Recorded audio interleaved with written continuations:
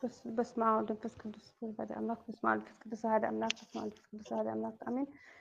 የኔ ጥያቄ ማለት ነው ወንድሜ ስላሴ ስም በስመ አብ ወመንፈስ ቅዱስ የኔ ጥያቄ ማለት ነው ወንድሜ እኔ ለሆነ ነገር ማለት የገዛሁት ነገር መጠቀም አልችልም። በቃ የሰው ብቻ ነው እንጂ እኔ ሌላ ይሰጣል እንጂ እኔ ገዝቼ ወይ ልብስ ይሁን ክዳን ይሁን ምን ይሁን በቃ እኔ የገዛሁት ቢገዛው ይባላሻል እንጂ እኔ ተጠቅሜ አላውቅም። ከማን የተነሳ ነው ሁሉ ጊዜ እኔ ባስተውልም በቃ እስቲ የራሴ ልግዛ ቢገዛም አልለብሰውም። ከምን የተነሳ ይሆናል ወንድሜ? ልብሱን ትገዣለሽ ግን አትለብሺውም፣ አትጠቀሚበትም። እቃም ቢሆን ማለት ነው ማንኛውም በጣም ይሁን በትንሹ ነው ዋላ ከልጅነት ጀምሮ ነው ልጅነት ለኔ ነበር የራሱ አባት እናቴ ልብስ ግዝ ሲሉኝ የእናታቸው ገዝቼ ነው የምመጣው እንጂ እኔ ምንም አልገዛም ነበር በእነሱ ሳስታውስ ማለት ነው። አሁንም እንደዚያ ነው። ለሰው ለመስጠት ደስ ይለኛል። እኔ ግን በቃ ራሴ ገዝቼ አልለብሰውም። ብገዛ እንኳን አሁን እየገባኝ ሲመጣ ገዝቼ እንኳን ይባላሻል ወይ የሆነ ነገር ይሆናል እንጂ አልለብሰውም። ለምንድን ነው አሁን ለምሳሌ እንደዚህ አይነት ነገር ሲፈጠር አንቺ በውስጥሽ የምታስቢው ነገር የለም?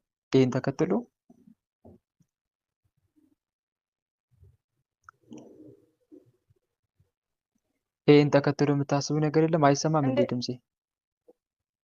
አዎ ይሰማል። አዎ ዘግቼ ነበር። ለምሳሌ የራስሽን ልብስ ገዛሽ አይደል? የራስሽን እቃ ገዝተሽ መጣሽ እና የማትለብሽበት ምክንያት በውስጥሽ የሆነ የሚፈጠር ሀሳብ የለም? ለምንድን ነው የማልለብሰው ብለሽ ራስሽ ጠይቂ። በቃ አንዳንዴ ይረሳዋል፣ እንደ መግዛቴም ይረሳዋል ወንድሜ። መግዛቴም በኋላ ሲብል ነው የሚያስታውሰው። ሲያየው ማን ገዝቶ ነው ይላለሁ እንጂ አላስታውሰውም። አንዳንዴ አሁን በምግብ ማለት ነው በልብስ ተው ምግብ አህል ማለት ነው። አንደኛ ከመርሳት አንፃር ብዬ ወሰድኩኝ። ሌላስ እኔ እንጃ በቃ ማለት በትንሽነቴ ማለት ነው። ለምንድን ነው በትንሽነቴ ጀምሮ እናቴ ለራሱ ሂጂ ለራስሽ ገዝተሽ ምጪ ስትለኝ ገንዘብ ስትሰጠኝ ዋላ ጫማ ማለት ነው ገዝቼ አላውቅም። ለሷ ገዝታ አልመጣለሁ። ለምን ትለኛለች? እሷ ገዝታ ትመጣለች፣ ለብሳለሁ። አሁን እዛ ሲመጣ ትልቅ ሲሆንም እንደሳ ነው። በቃ ለሰው መስጠት ደስ ይለኛል። ለራሴ ግን ሄጄ ልገዛ ሄጄ ለሆነ ነገር ልገዛ ሄጄ ለእንደዚህ ይሆነኛል ምጽዋት ቢሰጥ አይችልኝም ገለምታ ተቃለ ሰው መስጠት ይሻለኛል። እኔ እንደዚህ ብዬ አስባለሁ። ከዛ ዝም ብዬ እመጣለሁ አንዳንዴ። መልካም እሺ፣ ለሌላው ሰው መሆን መትረፍ መልካም ነው። ለሌላ ሰው መስጠት ወይም ደግሞ ለሌላ ሰው ከኔ ይልቅ እገሌ ይሻላል እንደ መጽሐፍ ቅዱስ ከወሰድን ሁለተኛ ፊልጵስዩስ ነው የሐዋርያው ቅዱስ ጳውሎስ መልእክት ወደ ፊልጵስዩስ፣ ነገር ግን እያንዳንዱ ባልንጀራው ከራሱ ይልቅ እንዲሻል በትህትና ይቁጠር፣ እያንዳንዱ ለራሱ የሚጠቅመውን አይመልከት ለባልንጀራው ደግሞ እንጂ የሚል ቃል አለ። አሁን ለምሳሌ አንቺ የምትነግሪ ነገር ለሰው ለማድረግ ብለሽ ለምሳሌ አይ ከኔ ይልቅ እሱ ይልበስ ለኔ ይደርሳል ከሚል አንጻር ከሆነ መልካም ነው፣ ግልጽ ነው አይደል? ነገር ግን እንደ አጋንንት ውጋና ፈተና ከወሰድነው ደግሞ ራሳችን እንድንጥል ነው የሚያደርጉት። መናፍስት ከሆነ በመናፍስት እይታ ከሆነ ራሳችን እንድንጥል በቃ ከሰው በታች የሆነ አኗኗር ህይወት እንዲኖረን የማድረግ ባህሪ አላቸው።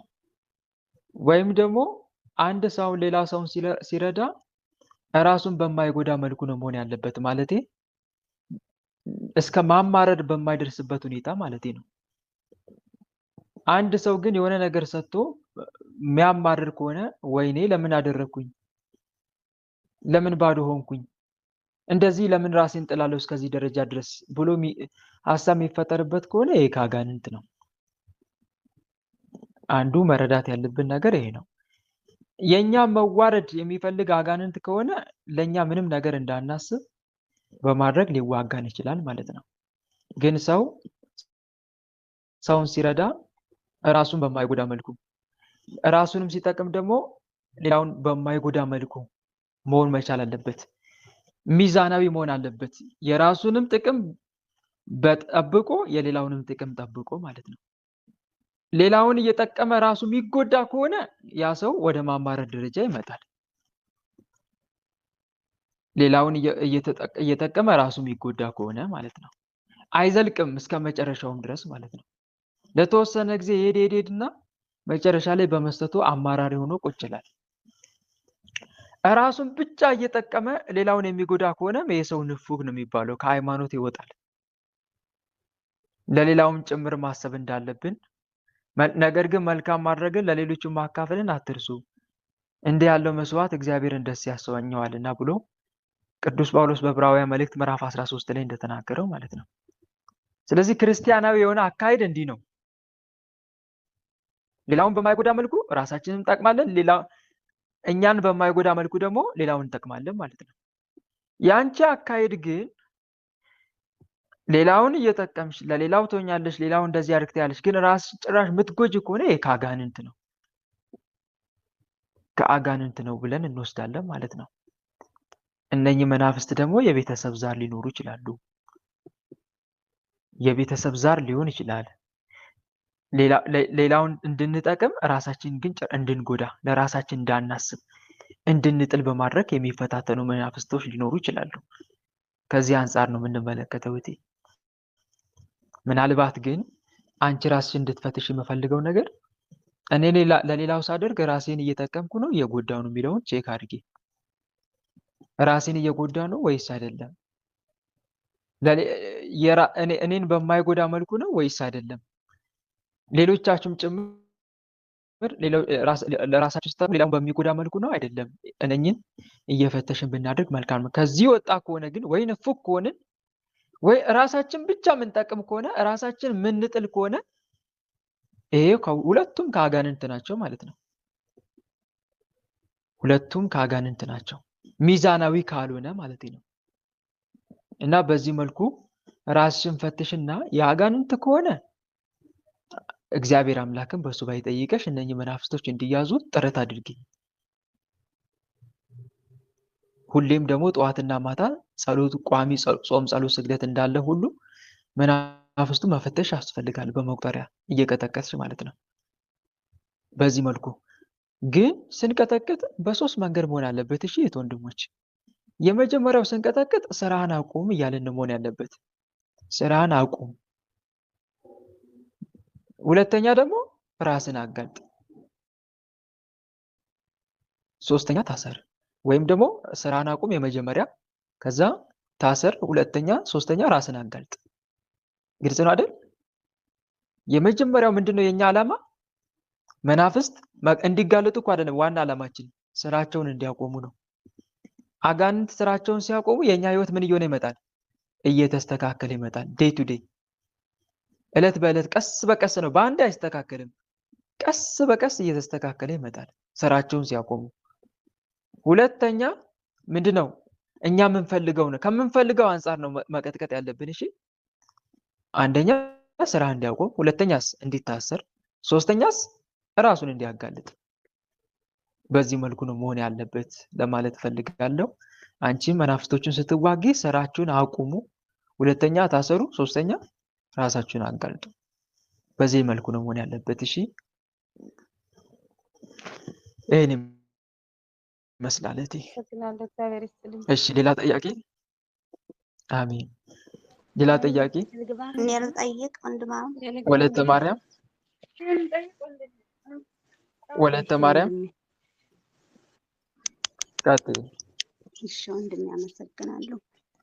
እሺ እኔ አሁን ለእህቴ ነው ምን እንትን የምለውና እህቴ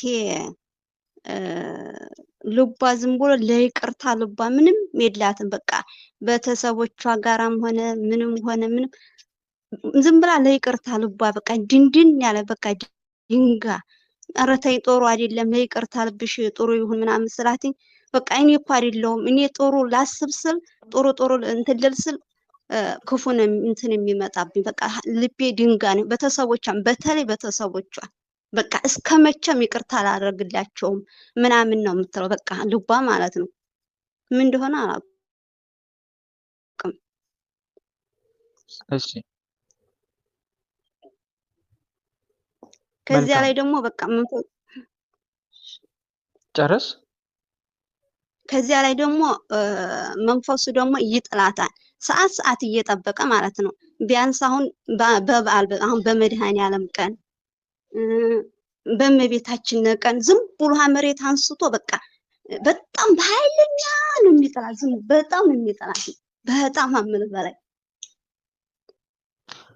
እሺ እንደ ማንሽ ያለ ሲሆን እንደምን በቃ ዝም ብሎ ግን ይጠላታል። ሀላይ አንስቶ ሰማይ ድረስ በቃ የሚጠላም ማለት ነው። ያን ግን በወር ወይም በሁለት ወር አንዴ ማለት ነው የሚጠላት። እንደዚህ ያደርጋል። ያንቺ ጥያቄው ምንድነው ታዲያ? እዚህ ጋር ምንድነው ይሄ ማለት ምንድነው የተነሳ ነው? ምን ሆና ነው? ለይቅርታ ስልባ የሌለው በተለይ ሀናቱ አባቷ ላይ እኮ ነው። ሌላውን ተው ሀበተሰቦቿ ላይ በቃ ለይቅርታ በአሁን በትንሽ ነገር አለ ለቤተሰብ ትጣላለህ። በዚያ የተነሳ እነሱንማ እስከመቼም ይቅርታ አላረግላቸውም። እስከመቼም ነው እኔ ጋር እንዳውል ተይ ጥሩ አይደለም ስላ ጭራሽ ለነሱ መቼም ይቅርታ አላረግም ነው የምትለው። ምን እንደሆነ በቃ ምንም እንጃ። በጣም ከባድ ነው። መልካም እሺ። እና ቂም መያዝ እንደማትፈልግ ደግሞ ትነግርሻለች። ወድጄ አይደለም ደግሞ ትላለች። አዎ ትላለች። ያው እኔ እኮ በቃ ጥሩ እነሱን አሁን ቤተሰቦችን የፊቱን ላስታውስል የሚያመጣብኝ ይሄኛው መጥፎውን ነው የሚያመጣው እና እኔ ግን አይደለሁም ምን እንደሆነ እኮ አላውቅም። አንቺ እኮ ግን እሷ እኮ እንደዚህ አልነበር፣ አንቺ እኮ እንደዚህ አይደለሽ የነበርሽ ስላት አዎ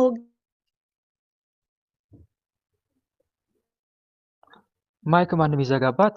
አትዝጉ እንጂ ማይክ ቀጥይ። ዘጉብኝ። ጥሩን አይደለም የሚያመጣብኝ መጥፎውን ነው የሚያመጣብኝ። እኔ እኮ አይደለሁም ምን እንደሆነ አላውቅም ምናምን ነው የምትለኝ እሷ ማለት ነው። እና በጣም ተጨነቅኩኝ። መልካም እሺ። እሺ መልካም እህታችን ወይም እህትሽ ወይም ጓደኛሽ ሳትፈልግ ቂመኛ የሆነችበት ምክንያት መንፈሱ ስለተቆጣጠራት ነው ልቧን። እንዴት ተቆጣጠራት የሚለው ነገር መጀመሪያ በሰራቸው ኃጢአት፣ አንደኛ በምትሰራው ኃጢአት ከዚህ በፊት ባሳለፈችው ህይወት ያንን ግብር አድርጎ፣ ሁለተኛ ሲቀጥል ደግሞ ከቤተሰብ የመጣ ዛር በመሆኑ ሳንፈልግ የማንፈልገውን ነገር እንድናደርግ ያደርገናል። ሰልጥኗል ወይም ደግሞ ምን አግኝቷል? ጉልበት አግኝቷል። አጋንንት ግብሩን ባገኘ ቁጥር ሁሉ በእኛ ላይ እየጠነከረ ሲመጣ ምንፈልገውን ሳይሆን ማንፈልገውን ነገር ነው የሚያስደርገን። ተረዳሽ አይደል? አንዱ ይሄ ነው። አሁን መንፈሱ አሸንፏታል ማለት ነው። ተቆጣጥሯታል። የሚያዛት እሱ እንጂ እሱ አይደለችም። ይህንን ቅዱስ ጳውሎስ በሮሜ መልእክቱ ላይ በደንብ አስፍቶ ተናግሮታል። የማልወደውን አድርገዋለሁ እያለ ሲናገር ነበረ። የማልወደውን አድርጋለሁ ሲል ግን ስለራሱ አይደለም። እኔን ሰይጣን ተቆጣጥሮኛል እያለ አይደለም ቅዱስ ጳውሎስ፣ ግን ራሱን በኃጢአተኛ ሰው ወክሎ ሲያብራራ ነው። የማልወደውን አድርገዋለሁ ግን የማደርገው እኔ አይደለም በእኔ ያለ ኃጢአት እንጂ አለ። አስተውሉ። ስለ ራሱ ቅዱስ ጳውሎስ በእኔ ያለ ኃጢአት ሲል ተይዞ ማለት አይደለም፣ ግን ራሱን ምሳሌ አድርጎ ኃጢአተኛውን በራሱ ምሳሌ አድርጎ ሲያብራራ ነው። በኃጢአት የተያዘ ሰው ዲያብሎስ ኃጢአት ሲያሰራው የቆየ ሰው የሚፈልገውን ሳይሆን የማይፈልገውን ዲያብሎስ እንደሚያሰራው ነው። አስገድዶት፣ ግልጽ ነው አይደል? አስገድዶት ያሰራዋል። እንዴት ሰይጣን በሰው ላይ ስልጣን አለው? እንዴ ያክል ስልጣን የለውም። ግን ሰውየው በራሱ ሰይጣንን ምን ያደርገዋል? ያጎለብተዋል። ምን እያደረገ? እግዚአብሔር የማይወደውን ስራ እየሰራ። ተረዳችኝ አይደል? ለዛ ነው ኃጢአትን በተደጋጋሚ መስራት የለመደ ሰው ከኃጢአት መውጣት የሚከብደው። አሁን ኃጢአትን በተደጋጋሚ የሰራ ሰው ከኃጢአት መውጣት ይከብደዋል። ለምን ካላችሁ ዲያብሎስ ጉልበት አግኝቷል። አሰርቶ ኃጢአት ከዕለት ወደ ዕለት ጉልበት አግኝቷል። እስቲ ምሳሌ ልስጥሽ። ትልቅ ተራራን ማፍለስ ይቀላል ወይስ ትንሽዬ ተራራን? ትንሽም ነው እንጂ የሚቀለው። ልክ እንደዛ ማለት ነው። አየሽ አይደል? ሰይጣንም ጉልበት አግኝቷል። እንዴት ጉልበት ያገኛል? አንደኛ ዕለት ቆይ አንዴ እለት እለት በምትሰራው ኃጢአት ሰራዊት ይሰበስባል። አንደኛ እንዴት ጉልበት እንደሚያገኝ ልንገርሽ። ዛሬ አሁን የሆነ ኃጢአት ሰራች አይደል? እሱን ተከትሎ ሌላ ሰራዊት ይጨምራል። ዲያብሎስ ሰራዊቱን የሚያበዛው ለምንድን ነው? ጉልበት ለማግኘት ነው። አንዱ መረዳት ያለብን ነገር ይሄ ነው። ከዛ ጉልበት ካገኘ እኛ የምንወደውን አንሰራም፣ ማንወደውን እንሰራለን ማለት ነው። ከዚህ አንጻር ነው። ለዛ ነው ሐዋርያው ቅዱስ ጳውሎስ ኤፌሶ መልእክት ምዕራፍ 4 ቁጥር 26-8 ላይ ለዲያብሎስ ፈንታ አትስጡት ያለው። ቦታ አትስጡት እያለ ነው። ቦታ ከሰጣችሁት ይቆጣጠራችኋል ነው። ግልጽ ነው አይደል? አንዱ መረዳት ያለብን ይሄ ነው። ስለዚህ እንዴት ታድርግ ነው እህታችን ከዚህ ዲያብሎስ እስራት ነፃ ለመውጣት እንዴት ታድርገው ነው የሚለው እንምጣ። የመጀመሪያው ከዚህ እርዳታ ሊያወጣት የሚችለው የራሷ ጥረት ነው። መጀመሪያ የራሷ ጥረት ነው ስልሽ ምን ማድረግ አለባት መሰለሽ? ከስግደት ጋር የሆነ አንድ ጸሎት ትያዝ። አንድ ጸሎት መጀመሪያ ግን ንስሐ መግባት ይቀድማል። ንስሐ መግባቷ በአጋንንት ላይ የበላይነት እንዲኖራት ያደርጋል። ግልጽ ነው አይደል? ዛሬ አይታችሁ ከሆነ ማን ነው የአቡነ ሀብተ ማርያም ገድል ላይ አቡነ ሀብተ ማርያም ጌታ መድኃኔዓለም ተገልጾ አራቱን ማዕዘን አማትብ አለው። እሺ ብሎ አቡነ ሀብተ ማርያም አማተበ። ሲያማትብ 3 ታላላቅ መናፍስት አጋንንት ፊት ለፊቱ ላይ ቀረቡ። ምን ጸባለን ከአንተ ጋር ብለው ተቆጡት። በቁጣ ቃል ይናገሩታል አቡነ ሀብተ ማርያም። ከዛ ጌታ መድኃኔዓለም ስራ ጠይቃቸው እንዴት እንደሚያስቱ ብሎ ነገረው ለአቡነ ሀብተ ማርያም። ከዛ አቡነ ሀብተ ማርያም ንገሩኝ በምንድን ነው የምታሳስቱ ሲላቸው አንደኛው አጋንንት እኔ ከዚህ ዘመን ጀምሬ ጣዖት አስመልክ ነበረ። እኔ አምላክ ነኝ እያልኩኝ በጣዖት ላይ እያደርኩኝ እያስመለኩኝ መጨረሻ ላይ ገሃነም ይዣቸው ወርዳለሁ ሰዎችን አለ። አንደኛው ደግሞ ልክ እንደዚሁ የራሱን ኃጢአት ሲዘረዝር ቆየ። ከዛ አቡነ ሀብተ ማርያም እና ሁለተኛው አጋንንት ምን አለ? እኔ ሰዎች ኃጢአት በሰሩ ጊዜ ኃጢአታቸውን ንስሐ እንዳይገቡ ነው ማድርገው። ኃጢአታቸውን እንዲሰውሩ አድርግና ሰለጥንባቸዋለሁ። አይናዘዙም ለካህን እየሄዱ አለ። እንዳይናዘዙ አድርግና በእነርሱ ላይ ጉልበት አገኛለሁ። በዚህ ምክንያት በራሴ ህይወት አኖራቸዋለሁ አለ። እኔ በምፈልገው መንገድ። አየሽ አይደል? ከዚህ የምትማሪው ምንድነው? ኃጢአትን መናዘዛችን በዲያብሎስ ላይ የበላይነት እንዲኖረን ያደርጋል። ይሄንንም በማስመልከት ዳዊት ምን አለ? በመዝሙር 31 ላይ መተላለፉ የቀረችለት ኃጢአቱም የተከደነችለት ሰው ምስጉን ነው። እግዚአብሔር በደልን የማይቆጥርበት በመንፈሱም ሽንገላ የሌለበት ሰው ምስጉን ነው። ሁልጊዜ ከመጮህ የተነሳ ዝም ባልኩ ጊዜ አጥንቶቼ የተበላሹ፣ በቀንና በሌሊት እጅ ከብዳብኛለችና እርጥበቴም ለበጋ ትኩሳት ተለወጠ ካለ በኋላ ምን አለ?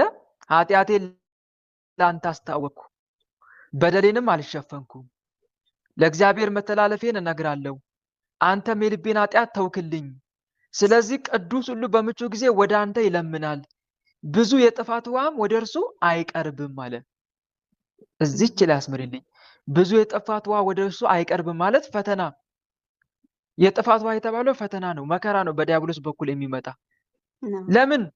ለምን ሲባል ተናዟል ኃጢአቱን። አይሽ አይደለ? ስለዚህ ኃጢአትን መናዘዝ በራሱ በዲያብሎስ ላይ የበላይነት እንዲኖረን ያደርጋል ለማለት ያክል ነው።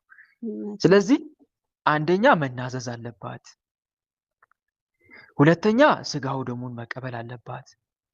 ስጋው ደሙን ስትቀበል ክርስቶስ በሷ ውስጥ ያድራል። ስጋዬን የሚበላ ደሜን የሚጠጣ በእኔ ይኖራል፣ እኔም በእርሱ ውስጥ እኖራለሁ ብሏል ጌታ ዮሐንስ 6:54 ላይ። ስለዚህ ስጋው ደሙን ስትቀበል መጀመሪያ አጋንንት ሰልጥኖባት ነበር አይደል? አሁን ሰውነቷን ማን ይረከበዋል? ከአጋንንት እጅ እግዚአብሔር ጌታ። መድኃኔዓለም ይነክስበታል በህይወቷ ላይ። ያኔ አጋንንቱ ምን እያጣ ይመጣል? መድረሻ እያጣ ይመጣል፣ እየተሸነፈ ይመጣል። አሁን እዚህ ጋር ከመቼውም ጊዜ በላይ ጉልበት ታገኛለች። ኃጢአትን እምቢ ማለት ፓወር ታገኛለች። እኔ አንዳንዶች ይገርሙኛል። ኃጢአት በተደጋጋሚ እየወደቁ ሲቸገሩ በቃ ይሄን ኃጢአት እስከምተው ድረስ እኔ ከስጋው ደግሞ እርቃለሁ የሚሉ ሰዎች አሉ። ይሄ ግን ስህተት ነው። እሺ ስህተት ነው እንዴ! ከስጋው ደግሞ ርቀሽ ምን አይነት አቅም ነው የሚኖርሽ? ኃጢአትን ሰብሮ ለመውጣት ኃጢአትን ለማሸነፍ ምን አይነት አቅም የለም። ጌታ እንዲህ ብሏል፣ ያለ እኔ ምንም ልታደርጉ አትችሉም። በእኔ የሚኖር እኔም በእርሱ እርሱ ብዙ ፍሬ ያፈራል ብሎ ተናግሯል። ስለዚህ እየወደቅ እየተነሳ እንደገና ንስሐ ገብተህ ስጋው ደግሞ እየተቀበልክ መጋደል አለብህ እንጂ እንዴት ከኃጢአት እስከወጣ ድረስ ከስጋው ደግሞ ልራቅ ብለህ ታስባለህ? ይሄ ስህተት የሆነ አካሄድ ነው። ከዚህ ስህተት ልንቆጠብ ይገባል። እና ስጋው ደግሞ ስትቀበል ምን ታገኛለች? ፓወር ታገኛለች፣ ኃጢአቱን እምቢ ማለት። ሌላው ደግሞ ከዚህ በተጨማሪ የምነግራት ነገር እየሰገደች የለም የአንድ ቅዱስን ስም እየጠራች። አሁን ለምሳሌ ዛሬ ማን ናቸው? ዛሬ? አቡነ አረጋዊ፣ ተክለ ሃይማኖት፣ ጻድቋ አቡነ ተክለ ሃይማኖት አይደሉ? ለምሳሌ በእያንዳንዷ ስግደት የአቡነ ተክለ ሃይማኖት መልእክት ትጸልይና የአቡነ ተክለ ሃይማኖት አምላክ ሆይ ልቤን የይቅርታ ልብ ስጠኝ፣ የአቡነ ተክለ ሃይማኖት አምላክ ሆይ የይቅርታ ልብ ስጠኝ ያለች ስትማጸን፣ ይሄን ስታዘወትር ቀን በቀን ያኔ የይቅርታ ልብ ቀስ በቀስ እያደረባት ይመጣል። ምን እያለች ስትመጣ? ስትሰግድ በምትፈልገው ቅዱስ ስም እየተማጸነች ማድረግ ትችላለች። የአቡነ ሀብተ ማርያም አምላክ የይቅርታ ልብ አድለኝ እያለች ስትል ያኔ ልቧ እየተከፈተ ያኔ የቂም በቀል ልብ ከልቧ ላይ እየተነሳ ይመጣል። የቂም በቀል መንፈስ እየተነሳ ይመጣል። ሌላ ተጨማሪ መፍትሄ ካለ ንገረኝ ካልሽኝ ደግሞ ቅዱሳት መጽሐፍትን ታንብብ። ዳዊትን አዘውትራ ትጸልይ፣ በአማርኛ በሚገባት ቋንቋ እያስተዋለች ስትጸልይ። ያኔ ስትጸልይ ስትሰግድ የይቅርታ ልብ እያደረባት ይመጣል። እሺ እንዴት አድርግ? ይኸው እንደዚህ የሚል ቃል አለ መጽሐፍ ቅዱስ ላይ ሁለተኛ ጢሞቴዎስ ምዕራፍ 3 ላይ ምዕራፍ 3 ቁጥር 13 ላይ ምዕራፍ 3 ቁጥር 16 ከ17 ላይ የእግዚአብሔር ሰው ፍጹምና ለበጎ ስራም ሁሉ የተዘጋጀ ይሆን ዘንድ የእግዚአብሔር መንፈስ ያለበት መጽሐፍ ሁሉ ለትምህርትና ለተግሳጽ ልብንም ለማቅናት ምን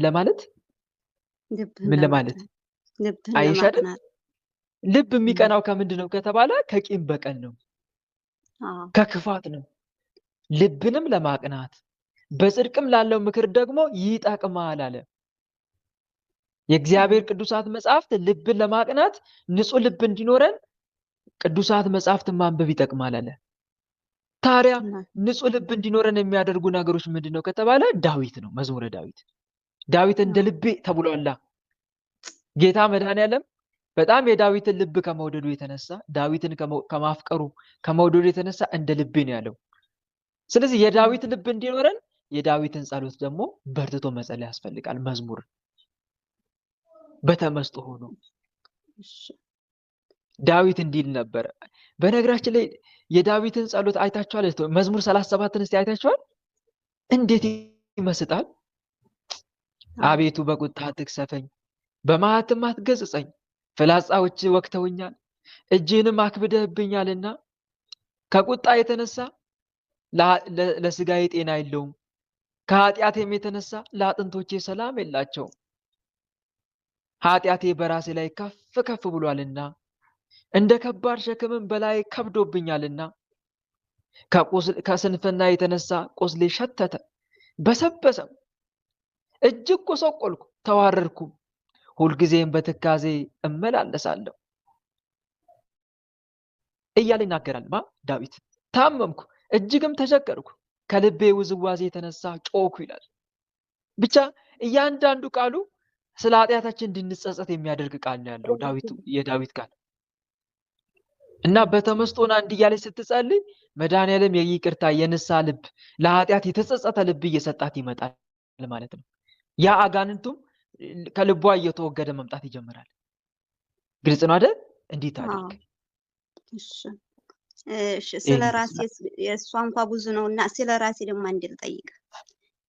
እኔ ደግሞ በእንትኑ እጸልያለሁ፣ ሰግዳለሁ። እግዚአብሔር የተመሰገነ ይሁን። ደህና ነን። ቤተሰባችንም ዛሬ ባዳም እኮ ነበረ በጣም አቤታችን እናቴ በጣም ታጎራለኝ ነበርና አሁን እግዚአብሔር ይመስገን ነው ሁላ ቀርቶ አሁን ቆርበዋል። እናቴም አባቴም ሁሉም ቆርበዋል። እግዚአብሔር የተመሰገነ ይሁን። ግን መንፈሱ አሁን ሀኛ አልተጋለጠልኝም። ምሳሌ ያለው እንትን እላለሁ ያው በቅዋይ ግን አልተጋለጠልኝም። ምን እንደሆነ አላውቅም። መልካም እህት አለምዬ፣ ዋናው ግን ይኸውልሽ እዚህ ጋር አንድ ነገር ልምከርሽ። የመጀመሪያ መጋለጡ አይደለም ዋናው ቁም ነገር። እሺ መጋለጡ አይደለም፣ ስራ ማቆሙ ነው ዋናው ነገር። እሱ ተመስገን አቁሙ።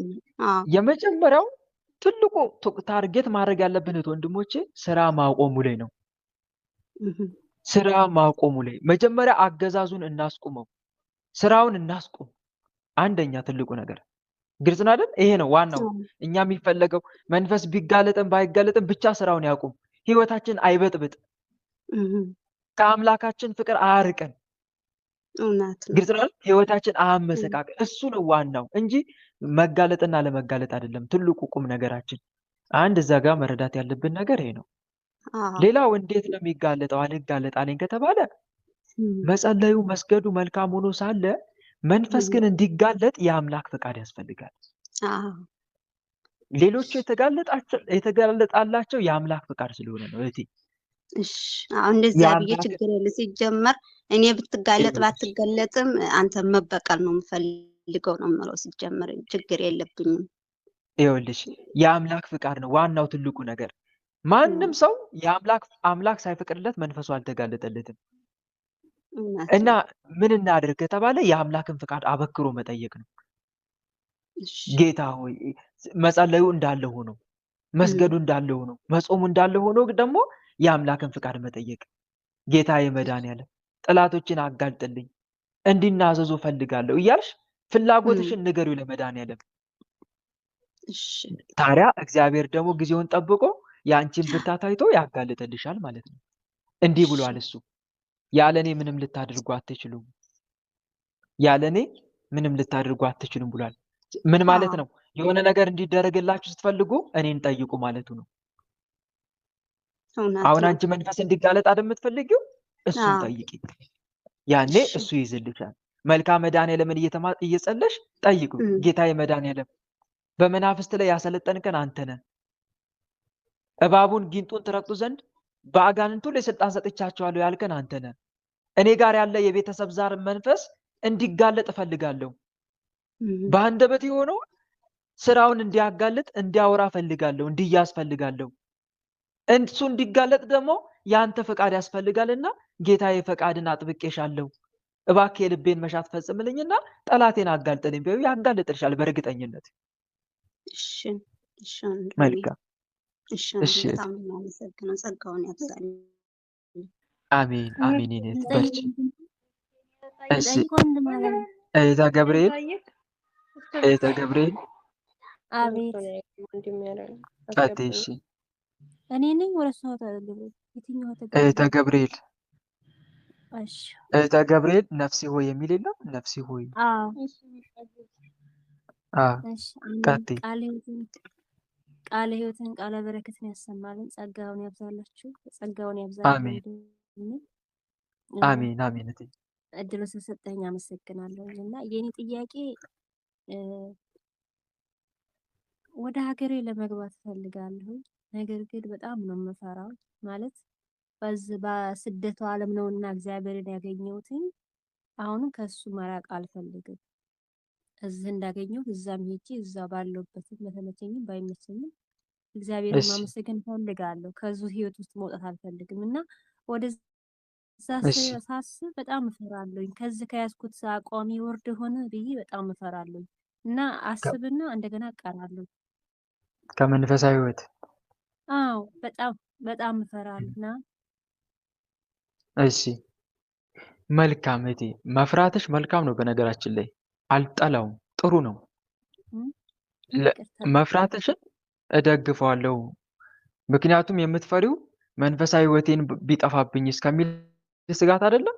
እኔ የምፈራው እሱን ነው። ወደ ኋላ ማለት እዛ ስትሄድ ብዙ ነገር አለ፣ ዓለማዊም አለ፣ ምኑም አለ እና እዛ ህይወት ውስጥ ከሆንክ ትክክል እዚህች የህይወትን ነገር አንደኛ እግዚአብሔርን አሳዝኜ ራሴን ጠፍቼ ገብቶ ያ ነገር በጣም ያሳስበኛል። ትክክል። ጥሩ ነው እህቴ። እኔ ስጋትሽን እወደዋለሁ ማለቴ እንደዚህ ለመንፈሳዊ ህይወት መጠንቀቅሽን ማለቴ ነው። ሌላ ነገር አይደለም። ግን አንድ ነገር አለ እህቴ። ጌታ እንዲህ ብሎ ተናግሯል። ወደ ዓለም ሂዱ ወንጌልንም ለፍጥረት ስበኩ ብሏል አይደል? ወደ ዓለም ሂዱ። አሁን አንቺ እዚህ ያለሽን ቆይታ ልክ ጦር ካምፕ ውስጥ እንደሚለማመድ ወታደር የለም ራሱን እንደሚያጠነክር ይለማመድና እዛው ነው የሚቀረው ወይስ ወጥቶ ይዋጋል ይሰማራል? በትክክል። አሁን አንቺ ይኸውልሽ ማድረግ ያለብሽ ነገር አንድ ነገር አለ። የምትሄጂው ወደ ዓለማውያን ነው። ወደ ዓለማውያን ስልሽ መንፈሳዊ ህይወትን ወደማያውቁ ምናልባትም የስም ብቻ ክርስቲያኖች የሉ እንደው ማተብ ብቻ አሰሩ። ወደ እነዛ ሰዎች ነው የምትሄጂው። ተግባራዊ ክርስትና፣ ልማዳዊ ክርስትና የሚባል ነገር አለ አይደል? ብዙዎቻችሁ ስደት ላይ በመምጣታችሁ ከልማዳዊ ክርስትና ወጥታችኋል አይደል? ተግባራዊ ክርስትና ውስጥ ገብታችኋል። ክርስትናን በተግባር ቀምሳችሁታል። ምንም እንኳን የተፈለገውን ያክል ደረጃ ላይ ባትደርሱ ግን ቀምሳችሁታል። ዳዊት እንዲህ እንዳለው እግዚአብሔር ቸር እንደሆነ ቅመሱ አይደል ያለው? መዝሙር 33 ላይ እግዚአብሔር ቸር እንደሆነ ቅመሱ እዩም፣ በእርሱ የሚታመን ሰው ምስጉን ነው። የሚፈሩት አንዳችን አያጡምና ቅዱሳኑ ሁሉ እግዚአብሔርን ፍሩት። ባለጠጎች ደኸዩ ተራቡ፣ እግዚአብሔርን የሚፈልጉት ግን ከመልካም ነገር አይጎርሉም። ልጆቼ ኑ ስሙኝ፣ እግዚአብሔርን መፍራት አስተምራቸዋል ይላል ዳዊት መዝሙር 33 ላይ። ደስ የሚል ቃል አለ፣ አንብቡት። እግዚአብሔርን ቸር እንደሆነ ምን በሉት? ቅመሱ። ቀምሰሽዋል። ምንም እንኳን ትንሽም ቢሆን ቀምሰሽዋል። አሁን ይሄ ከዚህ ጣዕም ላለመለየት ነው አንቺ ፍላጎትሽ። እውነት ነው። ብዙ እህቶች ወደ ሀገራቸው ከገቡ በኋላ ያ መንፈሳዊ ትጋታቸው ጠፍቷል። ያጠፉ አሉ። እንደ ድሮ አይደሉም። ልክ ጌታ በዮሐንስ ራእይ ላይ እንደተናገረው ዳሩ ግን የምነቅፍብህ ነገር አለኝ፣ የቀደመውን ፍቅርን ትተሃል። እንግዲህ ከወዴት እንደወደቅክ አስብ፣ ንስሐም ግባ፣ የቀደመ ስራህን አድርግ፣ አለዚያ እመጣብሃለሁ፣ ንስሐም ባትገባ መቅረዝህን ከስፍራ ወስዳለሁ እንዳለው ዮሐንስ ራእይ ምዕራፍ 2 ቁጥር 4 እስከ 6። የቀደመ ፍቅራቸውን የተው ብዙ ሰዎች አሉ።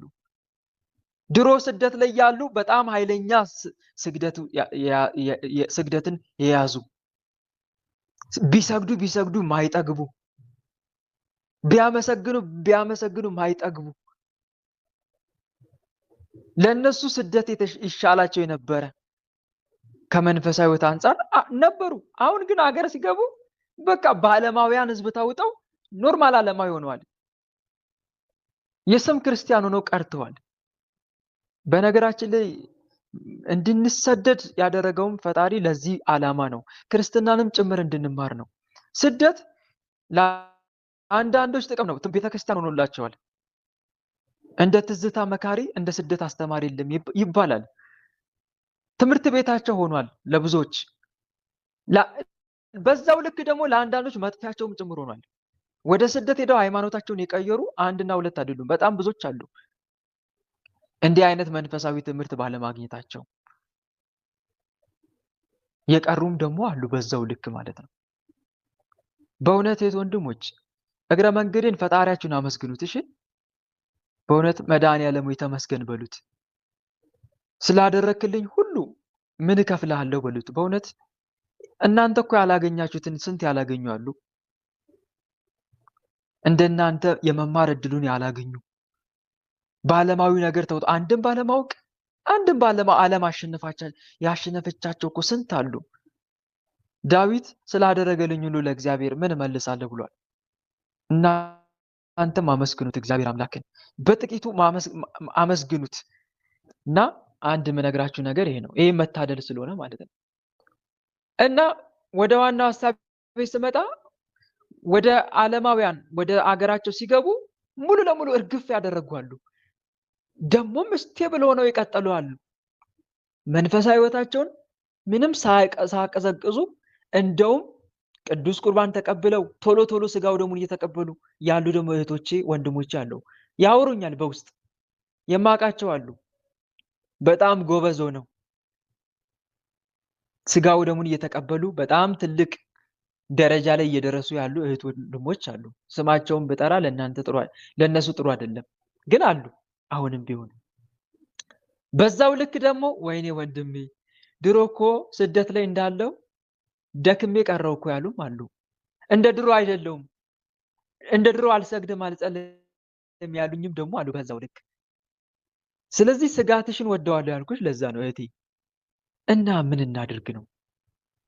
እና ልቅር እዛው ስደት ላይ መፍትሄ ነው? እዛው ስደት ላይ መቀመጥ መፍትሄ አይደለም። እና ምን ላድርግ? ዝግጅት ያስፈልጋል። ወደ ጦር የሚዘምት ሰው ምን ያደርጋል? ትጥቁን አያዘጋጅም? ሙሉ ልብሱን ትጥቁን ያዘጋጃል አይደል? እየደነዋ ወደ ጦርነት ዓለም ይዘጋጃል። ይሄ እንዲህ ቢመጣ በዚህ መክታለሁ፣ እንዲህ ቢያደርግ እንዲህ ቢያጋጥመኝ ይሄን አደርጋለሁ ብሎ ይዘጋጃል። የልብ ዝግጅትም ያደርጋል፣ ሙሉ ትጥቁንም ያሟላል። ልክ አንቺም እንዲህ መዘጋጀት አለብሽ። መዘጋጀት በተለይ ዓለማውያን ሰዎች ጋር የምትገቢው ስግደትን ማያውቁ ሰዎች ነው። ስለዚህ ስግደትን በተመለከተ ጥቅስ ያዙ። እሺ ወንድሞች ይጠቅማችኋል። ባለፈው የነገርኳችሁ ምክር እንዳትረሱ። ለንስሐ የሚሆኑ የመጽሐፍ ቅዱስ ጥቅሶች፣ ለቁርባን የሚሆኑ የመጽሐፍ ቅዱስ ጥቅሶች፣ ለስግደት የሚሆኑ የመጽሐፍ ቅዱስ ጥቅሶች፣ ለጾም የሚሆኑ የመጽሐፍ ቅዱስ ጥቅስ፣ ለጸሎት እንዲህ ያላችሁ ያዙ። እነኚህ ጥቅሶች ሰይፍ ናቸው፣ የመንፈስ ሰይፍ ናቸው። ለራሳችሁም እንደ ማነቃቂያ ይጠቅማችኋል፣ ሌላውንም ጭምር ለማስተማር ይጠቅማችኋል። ይሄንን ያዙ፣ ተዘጋጁበት። በእንደዚህ አይነት መንገድ በተለይ ይሄውን ቅድም የጠቀስኩት ጥቅስ ራሱ አያነቃቃም? ዳሩ ግን የምነቅፍብህ ነገር አለኝ፣ የቀደመ ፍቅርን ትተሃል። አያነቃቃም? ይሄ በእውነት በጣም ነው የሚያነቃቃው። ስትሰንፉ የቀደመ ፍቅርን ትተሃል የሚለውን ስታስቡ ወይኔ የቀደመ ጸሎቴን ስግደቴን ትቻለሁ ብላችሁ ትነቃቃላችሁ። አንዴ ዓለማዊ አንዴ መንፈሳዊ የሆናችሁ ስትቸገሩ ደግሞ እቺን ጥቅስ አስቧት። በራድ ወይም ትኩስ እንዳልሆነ ስራን አውቃለሁ። በራድ ወይም ትኩስ ብትሆንስ መልካም በሆነ ነበር። እንዲሁ ለብ ስላልክ በራድም ትኩስም ስላልሆንክ ከአፌ ልተፋ ነው የሚል ቃል አለ ደግሞ የዮሐንስ ራእይ ምዕራፍ 3 ላይ ቁጥር 15። ይሄን ጥቅስ ስታስቡ ወይኔ ወይ ዓለማዊ ያልሆንክ ወይ መንፈሳዊ ያልሆንክ ለምንድነው በራድ ወይም ትኩስ ሳልሆን ለብ መሆነው ብላችሁ ደግሞ ትነቃቃላችሁ። እና እንደነኛ አይነት ጥቅሶችን የሚያነቃቋችሁን ጥቅሶች ያዙና ተዘጋጁ። በቃል ብትችሉ በቃል አጥኗቸው፣ ሸምድዷቸው። ቀላል ነው፣ ሸምድዱ። ግን እህት ወንድሞች ሽምደዳ አንዴ ተይዞልኛል ብላችሁ የምታቆሙት ነገር አይደለም። እሺ ሽምደዳ ክለሳ ይፈልጋል። ምን ይፈልጋል? ምን ይፈልጋል? አሁን ይኸውላችሁ ብዙ እህቶች ወንድሞች አልያዛልኝ መጽሐፍ ቅዱስ ጥቅስ የሚሉት ለምን ታውቃላችሁ? አንዴ ይዙትና በቃ አይከልሱትም። ችግሩ አንዴ እኮ ይያዛል እኮ ችግር የለውም እኮ፣ ግን አንዴ ይዙትና በቃ ሌላ ጊዜ አይመለከቱትም። ቀን በቀን መመልከት አለብህ፣ መከለስ አለብህ እንጂ የሆነ ሰዓት መድቡ፣ 15ም 30ም ደቂቃ መድቡና ያችን ሰዓት ጠብቃችሁ ሁሌ ከልሷት። ኦርደር አስይዛችሁ ቅደም ተከተል አስይዛችሁ ሁሌ ከልሱት፣ ተመላለሱበት። በተመላለሳችሁበት ቁጥር ያ ጥቅስ ምን እየሆነ ይመጣል? ምን እየሆነ ይመጣል? እየሰረጸ በደንብ እየተያዘ ይመጣል። በደንብ እየተያዘ ካልከለሳችሁትስ በቃ ይጠፋል። እየጠፋ ነው፣ አረም እየበቀለበት ነው የመጣው። ይሄ ተፈጥሮም ጭምር ነው ወንድሞች። ሰው ይረሳል፣ የመርሳት ባህሪ አለን እኛ። ያጋንቱ ፈተና እንዳለው ነው፣ ግን እኛም የመርሳት ባህሪ አለን። አይምሮ አንድ ነገር ካላስታወሰ እየረሳ ነው የሚመጣው። ባህሪያችን ራሱ ይረሳል። ውዳሴ ማርያም ካልተማር የተማርነው ውዳሴ ማርያም አገልጋይ ዲያቆና ካህናት ካልከለስን ሁሌ ካልጸለይ ነው ምን ይሆናል? ይረሳል። በደንብ ነው የሚረሳው። ከቅዳሴ አንድ አገልጋይ ከራቀ ቅዳሴ ራሱ መቀደስ እየጠፋበት ይመጣል። ተንሱ ለጸሎት ዜማው ይጠፋዋል። ጸልዩ ማለት ይጠፋዋል። ምክንያቱም የለበትማ ርቋላ። የስራ ሙያም እኮ ይጠፋል። አይጠፋም እንዴ? አንድ ሰው በዲግሪ የሆነ ነገር ተመረቀ፣ ተማረ፣ ነርስም አጥንቶ ሊሆን ይችላል፣ ፋርማሲም ሆኖ ሊሆን ይችላል፣ ዶክተርም ሆኖ ሊሆን ይችላል። ካልሰራበት ሙያው እየጠፋ ይመጣል ይመጣል አይደል? ጥቅስም እንደዛው እኮ ነው ወንድሞች። ሁሌ አንብቡኝ ይላል ጥቅስ የመጽሐፍ ቅዱስ ቃል። ካላነበባችሁት ካልከለሳችሁት ግን ይጠፋል። ከዛ አልያዛለኝ ይሄው እንደዚህ ምንድነው ምን ይሻለኛል? አትከልስማ ችግሩ። ስለዚህ ቀን በቀን ብትከልስ ኃጢአት እንዳትሰራም ጭምር እኮ ይጠብቃል። አይጠብቅም? ይጠብቃል። ሁሌ በህሊናችሁ ይታወሳችኋል ያ ጥቅስ። ሕግ ለእግሬ መብራት እንዳለው ዳዊት፣ ሕግ ለእግሬ መብራት ለመንገዴ ብርሃን ነው አይደል ያለው? መዝሙር 36 ላይ ደግሞ ምን አለ? የጻድቅ አፍ ጥበብን ያስተምራል። የጻድቅ አፍ ጥበብን ያስተምራል፣ በአንደበቱም ፍርድን ይናገራል። የአምላኩ ሕግ በልቡ ውስጥ ነው፣ በእርምጃውም አይሰናክልም። ኃጢአተኛ ጻድቁን ይመለከተዋል፣ ሊገድለውም ይወዳል። እግዚአብሔር ግን በእጁ አይተውም፣ በተፋረደውም ጊዜ አያሸንፈውም ይላል መዝሙር 36 ላይ። የአምላኩ ሕግ በምን ውስጥ ነው? በልቡ ውስጥ ነው፣ በእርምጃውም አይሰናክልም። ምክንያቱም ሁሌ ያስባል። መዝሙር 1 ላይም ዳዊት እንዲህ ብሏል፣ ምስጉን ነው በክፎች ምክር ያልሄደ ካለ በኋላ ሕጉንም በቀንና በሌሊት ያስባል ብሏል። ሕጉን በቀንም በሌሊት ያስባል። ካልከለሰ ይታሰባል? መልሱልኝ እስቲ። ካልከለሰ ይታሰባል? አይታሰብም። ኦሪት ዘዳግም ላይም እንዲህ የሚል ቃል አለ። ኦሪት ዘዳግም ምዕራፍ 6 ላይ እኔ ያዘዝኩን ሕግን ትእዛዝ ጠብቅ፣ በመንገድም ስትሄድ ስትተኛም ስትነሳም ተጫወተው ይላል። ተመልከቱ፣ ምን ብለው ተጫወተው። እንዳትረሳው እኮ ነው። በመንገድ ስትሄድ ስትተኛም ስትነሳም ተጫወተው፣ በእጅ እሰረው፣ በአንገትም መካከል እንደ ክታብ ይሆንልህ ይላል እኮ። ሁሌ አስታውሰው ነው የመጽሐፍ ቅዱስ። እስራኤላውያን ኦሪት ሁሌ ይነበብላቸዋል እኮ። በነገራችን ላይ አይሁዳውያን እስራኤላውያን የሙሴ መጽሐፍት ይነበብላቸዋል ሁሌ። በሰንበት በተለይ በተሰበሰቡ ቁጥር ይነበብላቸዋል። ለምን? ሕጉን በቀን በሌት እንዲያስቡት ነው። እናም አይጠፋባቸውም። እኛም ወንድሞች ማሰብ መቻል አለብን። በነገራችን ላይ ወንጌልን እኮ ራሱ እንደ ጸሎት መጸለይ ይቻላል። ወንጌል አሁን ስንጸልይ ምን እየሆንን ነው? በዛው ምን እያደረግን ነው? የክርስቶስን ቃል እያስታወስን ነው አይደል? አቡነ ሀብተ ማርያም አሁን 4 ወንጌል ይጸልዩ ነበር በየቀኑ። አቡነ ሀብተ ማርያም በጣም ታላቁ ጻድቅ። ማቴዎስን ያነባሉ፣ ማርቆስን ይጸልያሉ፣ ሉቃስን ይጸልያሉ፣ ዮሐንስንም ይጸልያሉ። ታዲያ ጌታ መድኃኒዓለም መጣና እንዲህ አለው፣ ወዳጄ ሀብተ ማርያም ማቴዎስና ማርቆስን በመጸለይክ ከዛሬ ጀምሮ የብርሃን ሰረገላ ሰጥቻለሁ አለው። በዚህ በብርሃን ሰረገላ በአራቱም ዓለም እንደፈለክ ብረር አለው። እንዳንተ ያሉትን ቅዱሳን ለማግኘት ሂድበት አለው። ሉቃስና ዮሐንስን ወንጌል በማንበብ ደግሞ እየጸለይ በመኖርክ የእሳት ሰረገላ ሰጥቻለሁ ወደ ኢየሩሳሌም እንድትሄድበት አለው። አያችሁ አይደል ምን አይነት ዋጋ እንደሚያሰጥ። ደግሞ መጨረሻ ላይ 7 አክሊል ሳቀዳጃቸው አንዱን ወንጌል እያነበብክ በመኖር ነው ያለው። 4ቱን ወንጌል እያነበብክ በማንበብ ይሄን አክሊል ሰጥቻለሁ አለው። አሁን ወንጌሉን ደጋግሞ ማንበቡ ምንድነው? በረከት ከማግኘት አንጻር በተጨማሪ ሕጉን በቀን በሌሊት እንዲያስብ ይረዳዋል። ጌታ እኮ እንዲህ ብሎ ነበር ይላል አይደለም? ወንጌል ላይ ተጽፏል። እንዲህ ብሏል ይላል። ትዝ ይለዋል። ሲጸልይ ትዝ ይለዋልና እና ይጠቅማል ለማለት ያልኩትበት አንዱ ምክንያት ከዚህ አንጻር ነው። ስለዚህ እህታ ገብርኤል ጥቅሶችን ያዥ፣ የመጽሐፍ ቅዱስ ቃላቶችን ለንስሐ የሚያነቃቁሽን፣ እንዳትሰንፊ በደከምሽ ጊዜ የሚያበረታቱሽን የመጽሐፍ ቅዱስ ቃላቶች መርጠሽ ያዥ። ከዛ እነኚህን ጥቅሶች ሁሌ አንብቢያቸው፣ ደጋግሚያቸው። በተለይ እንትን በእነኚህ ሁለቱ ጊዜያቶች ብትደጋግሚ መልካም ነው። ወይ ማታ ማታ ከመኝታ በፊት ወይ ደግሞ ወደ ስራ ከመውጣት በፊት የለም በጊዜ ሰዓት መድቢና ያቺን ሰዓት ደጋግሚያት የመረጥሻቸውን የመጽሐፍ ቅዱስ ጥቅሶች።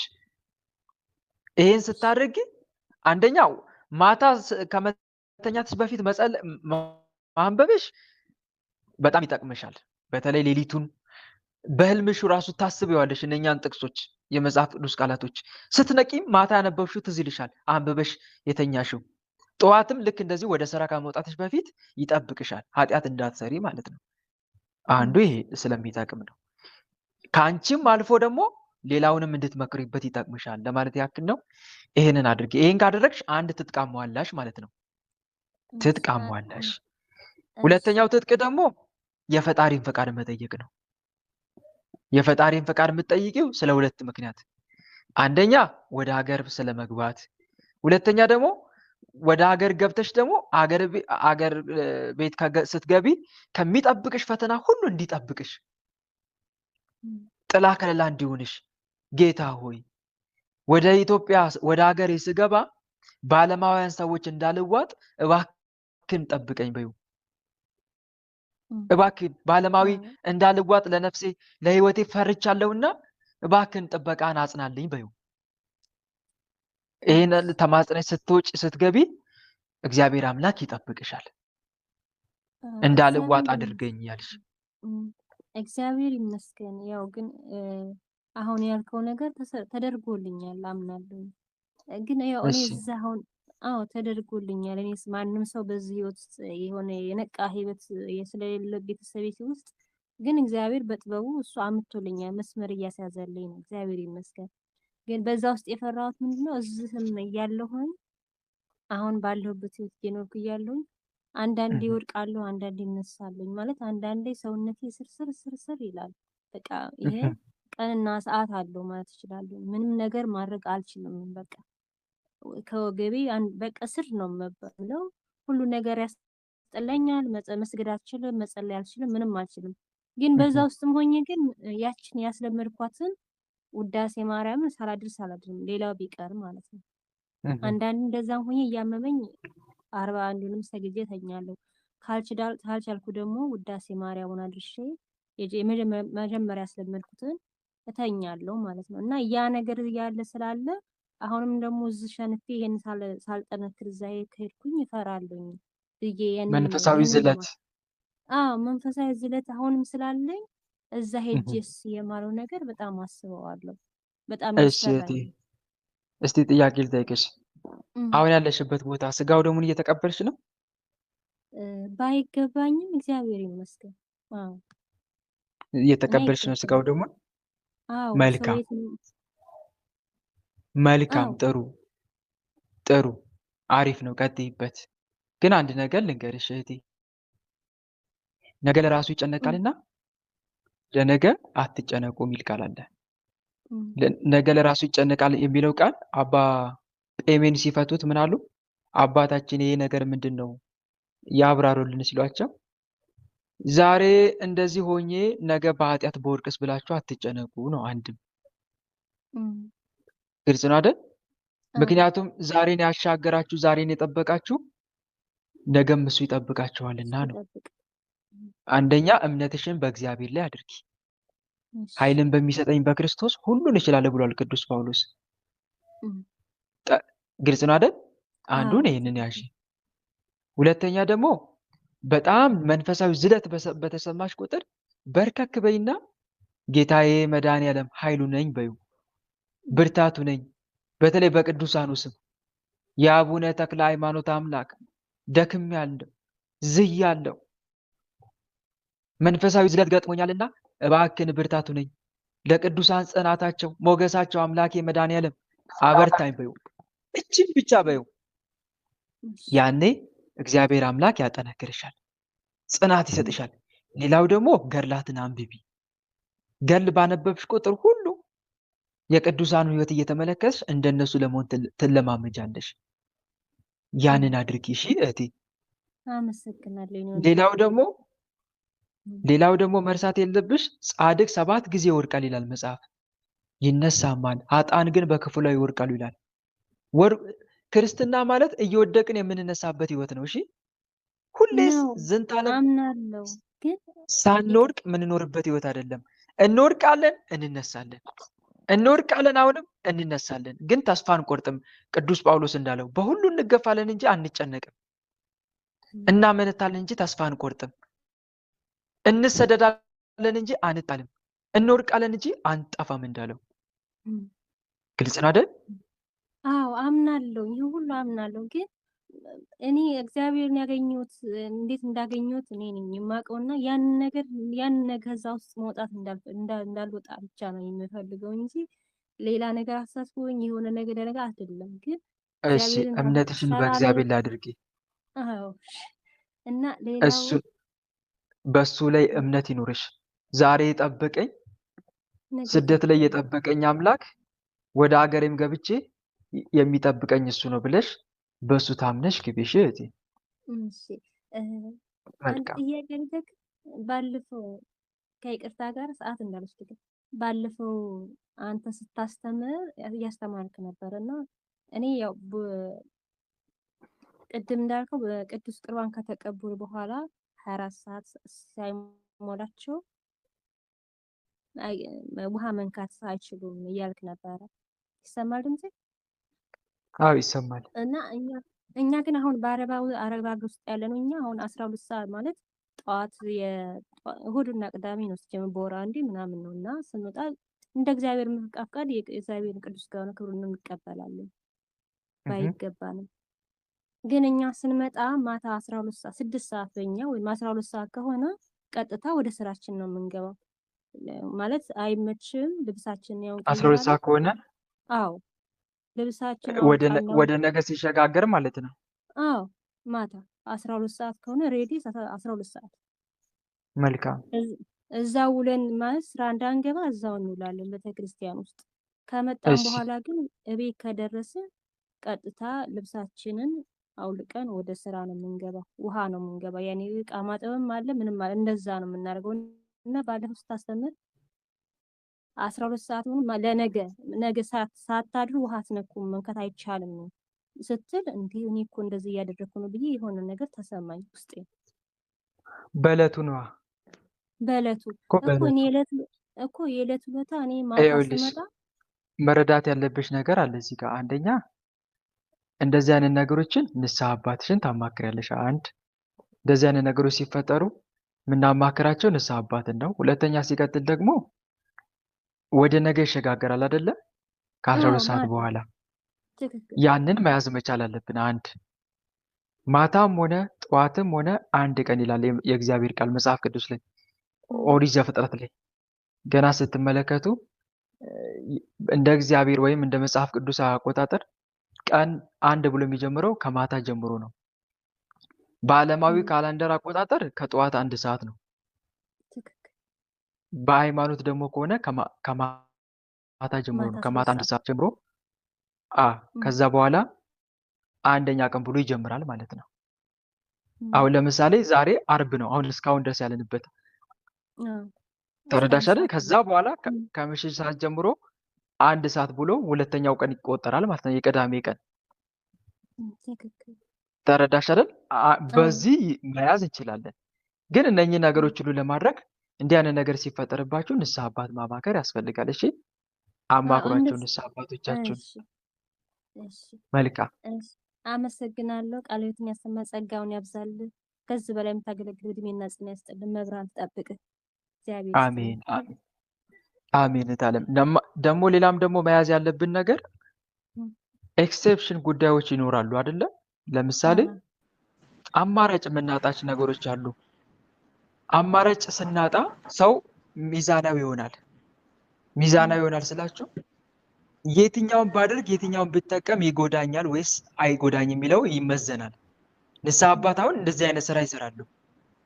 እንዲህ ጭንቅ የሆነ ነገር ሲመጣባቸው እነሱ ይመዝኑና ይሄን አድርጊ እንዲህ አድርጊ ብለው ራሳቸው የሚፈቅዱ አሉ፣ ባይጻፍ ራሱ ማለት ነው። አዎ ተፈቅዷል። ግልጽ ነው አይደል? አዎ ባይጻፍ ብለውናል ራሱ እሳቸው። የሚፈቅዱበት አሉ። ምክንያቱም ከህዝቡ ጥቅም አንጻር ለምሳሌ አንድ ሰው ዋት አትንካ የተባለው ከምን አንጻር ነው የሚባለው? መጀመሪያ አንደርስታንድ ማድረግ አለበት። አትንካ የተባለው ውሃ እርኩስ ሆኖ ነው አይደለም፣ አይደለም። ከምን አንጻር ነው የሚለውን መመልከት። እድፍን ውሃ የሚያገለግለው እድፍ ለማንጻት ነው አይደለ? ትክክል። ስለዚህ ከዚህ አንጻር እንረዳዋለን። ስጋው ደሙን ተቀብለን ውሃ ማንነካው ለምንድን ነው? ላለመታጠብ ነው። የተቀበልኩት ስጋና ደም ከስጋም ከነፍስም እድፍ የሚያነጻ ነው ከሚል አንጻር ነው። አንደኛ ተረዳችሁ አይደል? እንጂ ውሃው በራሱ የሆነ ሌላ ነገር ኑሮት አይደለም። ለስጋው ደግሞ ክብር ሲባል ነው ለማለት ፈልጌ ነው። ይሄንን ያዙልኝ። ስለዚህ ከዚህ አንጻርም ማየት መቻል አለባችሁ ለማለት ያክል ነው። እና ሌላው ደግሞ ሲቀጥል አንድ ሰው ከምሽት 12 ሰዓት ጀምሮ ስራ የሚገባ ከሆነ እና የትኛው ስጋው ደግሞ ሳይቀበል ይኑር ወይስ ተቀብሎ እግዚአብሔር ባወቀው ከምሽት 12 ሰዓት እንደነገ ተቆጥሮ ወደ ስራው ቢገባ ይሻላል፣ ስጋው ደግሞ እየተቀበለ የሚለው ይመዘናል። ሲመዘን ስጋው ደግሞ መቀበሉ የበለጠ ሚዛን ይደፋል። ይህንን አይቶ ንስሐ አባት ይፈቅዳል ለማለት ፈልጌ ነው። እሺ ያንን ማየት አለብን። ከዛ አንጻር ነው። እሺ ወንድም እግዚአብሔር ይስጥልኝ፣ አመሰግናለሁ። አሚን አሚን። እሺ እኔ ልግባ ወንድም ልጠይቅ ወንድሜ። የማርያም ልጅ ቀጥ እሺ ቃለ በረከትን ያሰማለን። ወንድሜ የኔ ጥያቄ ባለ ትዳር ነኝና የልጆች እናት ነኝ፣ የሶስት ልጆች እናት ነኝና መኖረው አዲስ አበባ ነው። እሺ እና ባለቤቴ አብረን እየኖርን እያለ ቆይቷል። በእርግጥ ሌላ ሴት ያዘ ማለት ነው። ሌላ ሴት አገባ በላይ ላይ ወጥቶ ተከራየና ሳላቅ የተወሰነ አመት ኖርኩኝ። ካወቅኩም በኋላ ልጆቼ ምን አረጋለሁ እያልኩ እሱን ስጠይቀው ውሸት ነው ይላል። ቤተክርስቲያን ሄዳል ይምላል፣ ግን ውሸቱን ነው። ከማየው ነገር ከምሰማው ነገር አንጻር እውነትም ነው። እና እየቆየን መጣንና ተወረፍ ብለው እና መንፈሳዊ ህይወትም ጀመርኩኝ። 3 አመት ሆነኝና ስሰግድም እግዚአብሔርንም ስማጸነው ምንም በቃ ለውጥ የለውም። እየባሰ መጣ እና በቃ አሁን ይሄ ነገር ያበቃል፣ በቃ ከዚህ በኋላ ከሱ ጋር አልሆንም፣ በኃጢአት ህይወት እያወቅኩ አልኖርም ብዬ ወስኜ እየኖርኩ እያለው በቃ ከዚህ ቀን በኋላ ከዛሬ አመት በኋላ የራሴን ውሳኔ ወስኜ እንደዚህ ያደርጋለሁ ብዬ ወስኜ እየኖርኩ እያለ በቃ በሐሳቤ ማታም ጠዋትም ቀንም በቃ ስለዛ ነገር ብቻ ነው የማስበው ማለት ነው። ስጸልይም ስሰግድም ስወጣም ምንም በቃ ልቦናዬም ሊሰባሰብልኝ አልቻለም። አንዱን በቃ ከዛ በኋላ የሚሆነውን ነገር አስባለሁ፣ አንዱን አገባለሁ፣ ከዛ በኋላ አንዱን እፈታለሁ፣ አንዱ ጊዜ አረብ ሀገር ሄዳለሁ፣ አንድ ጊዜ ደግሞ በቃ ሐሳቤ ብትንትን 30ውን ያሳስበኛል። ወንድሜ ከህሊናዬ ንቀልልኝ ብዬ እግዚአብሔርን በቃ በማጸነው ዙሮ ያው ነው። አንድ ወር ንጹህና ህሊናዬ አንድ ወር ከወር በኋላ ደግሞ እንደገና ተመልሶ እንደዛው ነው የሚሆነው። እና ወንድሜ ምን ይሻለኛል? በዚህ ነገር እስቲ ምክር ብትሰጠኝ ብዬ ነው። ከህሊና ያልወጣልኛል። ሌላ ወንድ አገባለሁ፣ ድጋሚ እፈታለሁ በሐሳቤ፣ ወይም ደግሞ እሱን ስበቀል ወይ የሆነ ነገር ሳደርግ በቃ እንደዛ አይነት ነገር ነው የሚያሳየው።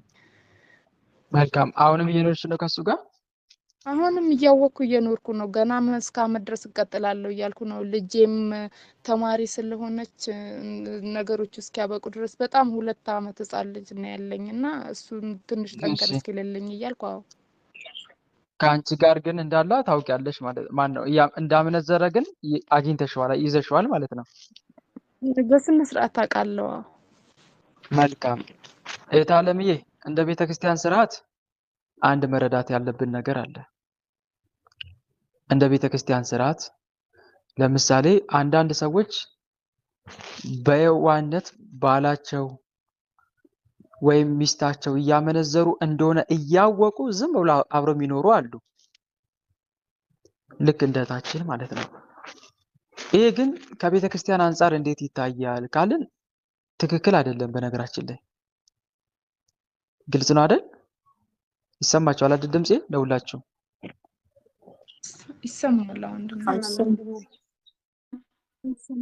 ለምሳሌ አንድ ሰው የትዳር አጋሩ እያመነዘረችበት እንደሆነ እያወቀ ዝም ካላት ከቤተ ክርስቲያን አንድነት ያ ሰው ይለይላል። ፍትሐ ነገሥት ላይ ሚስቱ እያመነዘረች እንደሆነ ዝም ካለ ይለይ። ልክ ባልም እንደዛው ባልም እንደዛው ሚስትም እንደዛው ባሏ እያመነዘረ ከሌላ ሴት ጋር እየደረሰ ዝም ካለች አብራ ዝም ብላ የምትኖር ከሆነ እሷም ትለያለች ከቤተ ክርስቲያን አንድነት። ለምን ቤተ ክርስቲያን ይህንን ውሳኔ ወሰነች ከተባለ ዝም ቢሉ ምንድነው የሚሆነው? እስቲ ንገሩኝ። ጉዳቱ ምንድነው? ዝም ቢባል እሷም ያመንዝር ብላ ዝም ካለችው እሱም ታመንዝር ብሎ ዝም ካለ አብሮ የሚኖሩ ከሆነ ምንድነው እየተፈጠረ ያለው?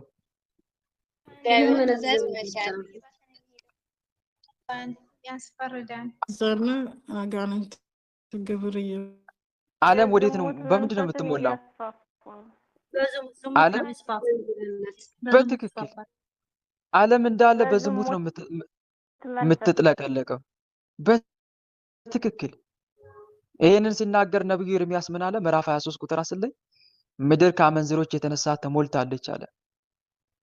ምድር ከአመንዝሮች የተነሳ ተሞልታለች፣ ከመርገምም የተነሳ አልቅሳለች። የምድረ በዳውን ማሰማሪያ ደርቋል፣ አካሄዳቸውም ክፉ ነው፣ ብርታታቸውም ቀን አይደለም ይላል ትንቢተ ኤርምያስ ምዕራፍ 23 ላይ ማለት ነው። እና ምድር ከአመንዝራ ነው የምትሞላው ለማለት ያክል ነው። ቤተ ክርስቲያን እንዲህ አይነት ህግ ማውጣቷ ፍትሐ ነገሥት ላይ ተጽፏል። 318 ሊቃውንት በ318 ሊቃውንት የወጣ ህግ ነው። በነገራችን ላይ ዝም ብሎ ህግ እንዳይመስላችሁ እና ዓላማ አለው። ዝሙትን ከማስወገድ አንጻር ነው። አንድ መረዳት ያለብን ነገር ይሄ ነው።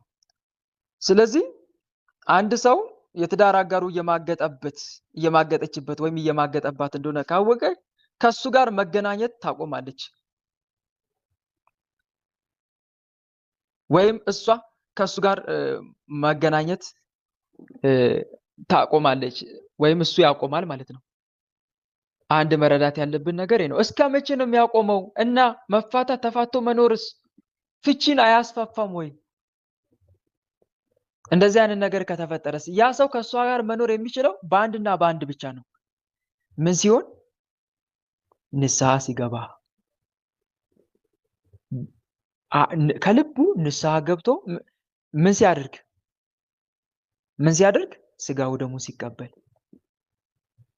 ንስሐ ገብቶ ስጋው ደሙን መፍታትም ትችላለች። በነገራችን መብትም አላት። ፈትቼ ራሴን ጠብቄ እኖራለሁ ካለችም ትችላለች። ፈቶ ራሴን ጠብቄ እኖራለሁ ካለም ይችላል። አብሬ እኖራለሁ ይቅርታ አድርጌላትም ካለ ግን ንስሐ ገብቶ ነው ያ ሰው መሆን ያለበት። ያ ሰው ወይም ያመነዘረችዋ ወይም ያመነዘረው ንስሐ ይገባል። ከዛ ስጋው ደግሞ ተቀብሎ ከዛ ኃጢአት ወጥቶ አምኖ ኃጢአቱን ታምኖ ለካህኑ በዛ መንገድ ነው የሚቀጥለው ማለት ነው። በዝሙት ህይወት ውስጥ ግን እየኖረ አብረው መኖር አይቻልም። ይሄ ፈጽሞ የተከለከለ ነው። አንድ መረዳት ያለብን ነገር ይሄ ነው። ስለዚህ እህቴ አንቺ እንደዚህ አይነት ነገር እያደረገ መሆኑን ከተረዳሽ እሱን ወደ ንስሐ ህይወት መስመር ማምጣት መቻል አለብሽ። ጎበዝ ከሆንሽ ግልጽ ነው አይደል? እሱን ለመምከር የሚያስችል ደግሞ ብቃት እንዲኖርሽ ቅድም የነገርኳቸውን ምክሮች አትርሱ። እሺ፣ የመጽሐፍ ቅዱስ ጥቅሶችን ያዙ ብያለሁ አይደል? ለንስሐ የሚያነሳሳ እሱን ያዙ፣ ይጠቅማችኋል። በእውነት ተጠቀም። ብዙ ሰው ትመልሳላችሁ ወንድሞች። ጥቅስ መያዝ ከጀመራችሁ እመኑኝ ብዙ ሰው ታድናላችሁ። እኔም ለእናንተ ጥቅስ ይዤ አንብቤ ነው ለእናንተ እንዲመመክራችሁ፣ ከምንም አምጥቼ አይደለም።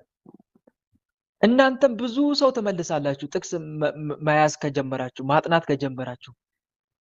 የመጽሐፍ ቅዱስ ቃላቶችን ይዛችሁ ሰው ራሳችሁንም ትጠቅማላችሁ፣ ሌላውንም ትመክሩበታላችሁ፣ ትለውጣላችሁ። እኛ በተለይ ምዕመናን ደካሞች ነን። በተለይ ኦርቶዶክስ ያለነው አብዛኞቹ ክርስቲያኖች ጥቅስ መያዝ ላይ ሰነፎች፣ በእውነት የመጨረሻ ሰነፎች ነን። በሙሉ አፌ ብናገራለሁ በጣም ሰነፎች። ጥቅስ በደረሰበት አይነካካንም ሲጀመር።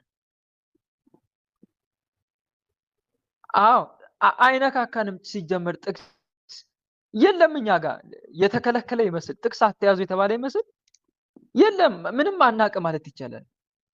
ጥቅስ ሲጠቅሱ ብዙ ጊዜ የሚታየው ወይ መናፍቅ ወይ አሕዛብ ናቸው እንጂ የለም እኛ ጋር አንታይም።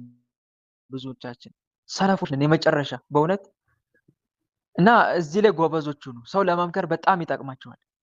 ስለዚህ እህቴ እንዲህ አይነት የመጽሐፍ ቅዱስ ለንስሐ ልቡን የሚያነሳሳ የመጽሐፍ ቅዱስ ጥቅስ ይዘሽ በመልካም ምክር ሰልፍ አድርግ ይላል መጽሐፈ ምሳሌ ላይ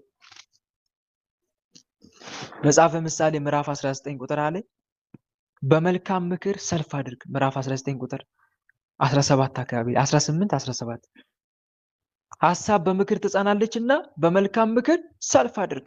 ስለዚህ አጥብቀሽ ምከሪው ደጋግመሽ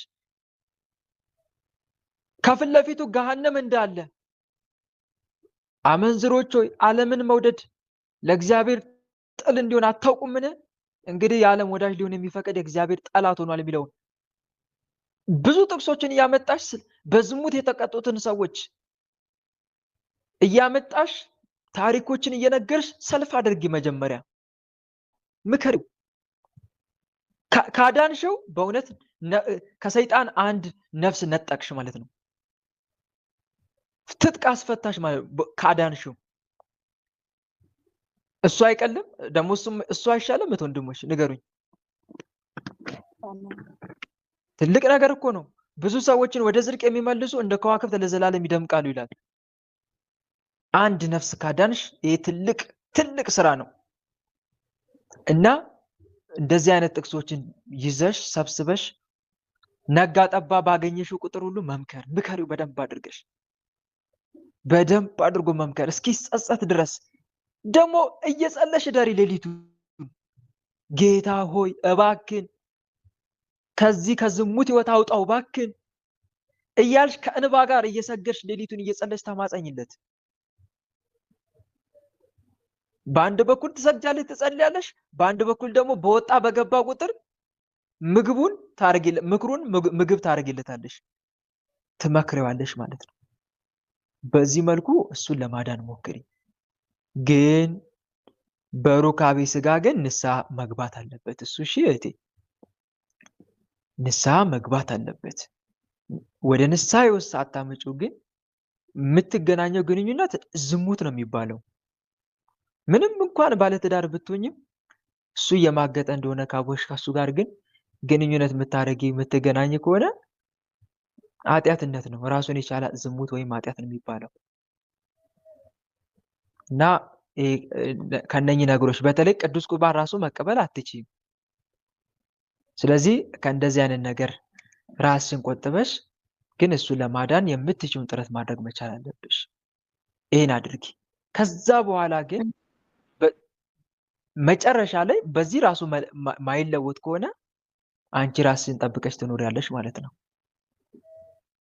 ግልጽ ነው አይደል?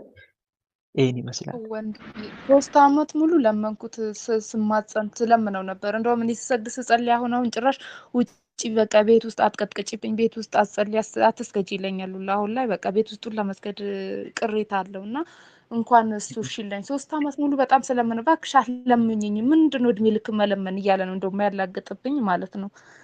ምንም በቃ እሺ የሚል አይነት ነገር አይደለም ማለት በቃ ነው። ለዛ ነው ራስሽን የምትሰንኩት። በሱባኤም ስጠይቅ በቃ እንደማይሆነኝ እሺ አይነት ነገር ነው የተነገረኝ እኮ ራስሽን ጠብቀሽ መኖር አለብሽ። ሁለተኛው አማራጭ እሱ ነው። ልጆቼ ደግሞ ሁለተኛው አማራጭ ስለሆነ ነው። ለእግዚአብሔር አሳልፈሽ ስጪ። አንደኛ ግልጽ ነው አይደል? ከእግዚአብሔር ጋር ለማሳደግ ቁርጠኛ ሁኚ። ልክ እንደ ቅድስት ርብቃ ልጆቿን ያለ ወላጅ አይደል ያሳደገችው?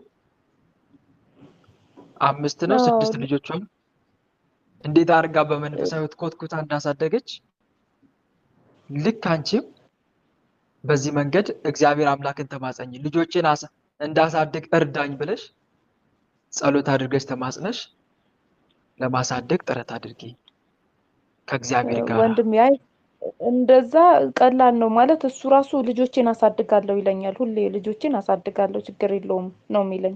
ልጆቹን ያሳድጋል። እሱን ሀብት ምንም ስላለው ልጆቹን ያሳድጋልና በቃ አሁን ላይ ልጆቼ ጠንከር ይበሉ ማለት ነው እንጂ ልጆቹን ያሳድጋል ወንድሜና አሁን እስከዛ ድረስ ያለው ነገር ከሀሳብ ያልወጣ ያለኝን የስለሱ ነገር የማስበው ነው። አሁን በጣም እያስጠላኝ ያለው በቃ ለውጥም አንቺ ንስሐ ያላገኘሁበት ግቢ። ከእግዚአብሔር ያልተሰማ ይኸውልሽ እቴ አንቺ ንስሐ ግቢ፣ ወደ እግዚአብሔር ቅረቢ። ከዛሬ ጀምሮ በቃ ራስሽን ለመድኃኒዓለም ለይ ስልሽ ንስሐ ግቢ፣ ስጋው ደሙን ተቀበይ። እለት እለት ፈጣሪን ደስ የሚያሰኘውን ስራ እየሰራሽ ኑሪ። ግልጽ ነው አይደለ? መጀመሪያ ይኸውልሽ ትዳር እንኳን ከማሰብ ሌላ ትዳር ከማሰብሽ በፊት መጀመሪያ እስቲ ፈጣሪሽን አግኙ። ከእግዚአብሔር ጋር ያለሽ ሪሌሽን የለም አጥብቂ።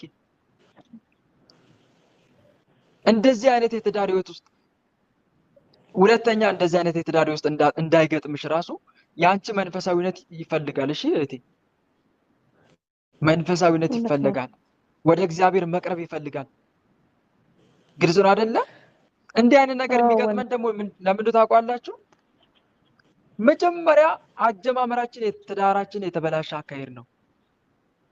ምክንያቱም አንደኛ ፈጣሪን ጠይቀን አይደለም የገባንበት። አንቺ እንደዛ ነው ያደረግሽው? ንገረኝ እስቲ። ኧረ አይደለም ዝም ብሎ ባለማዊነት ተገባት። ስለዚህ ይሄ ነው አይሽ ስህተቱ። ይሄ ትዳር የተበላሸው መጀመሪያ ከመሰረቱ ነው ማለት ነው። ከመሰረቱ ነው ማለት ነው። ስለዚህ አስቀድመሽ መጀመሪያ ፈጣሪሽን አግኙ።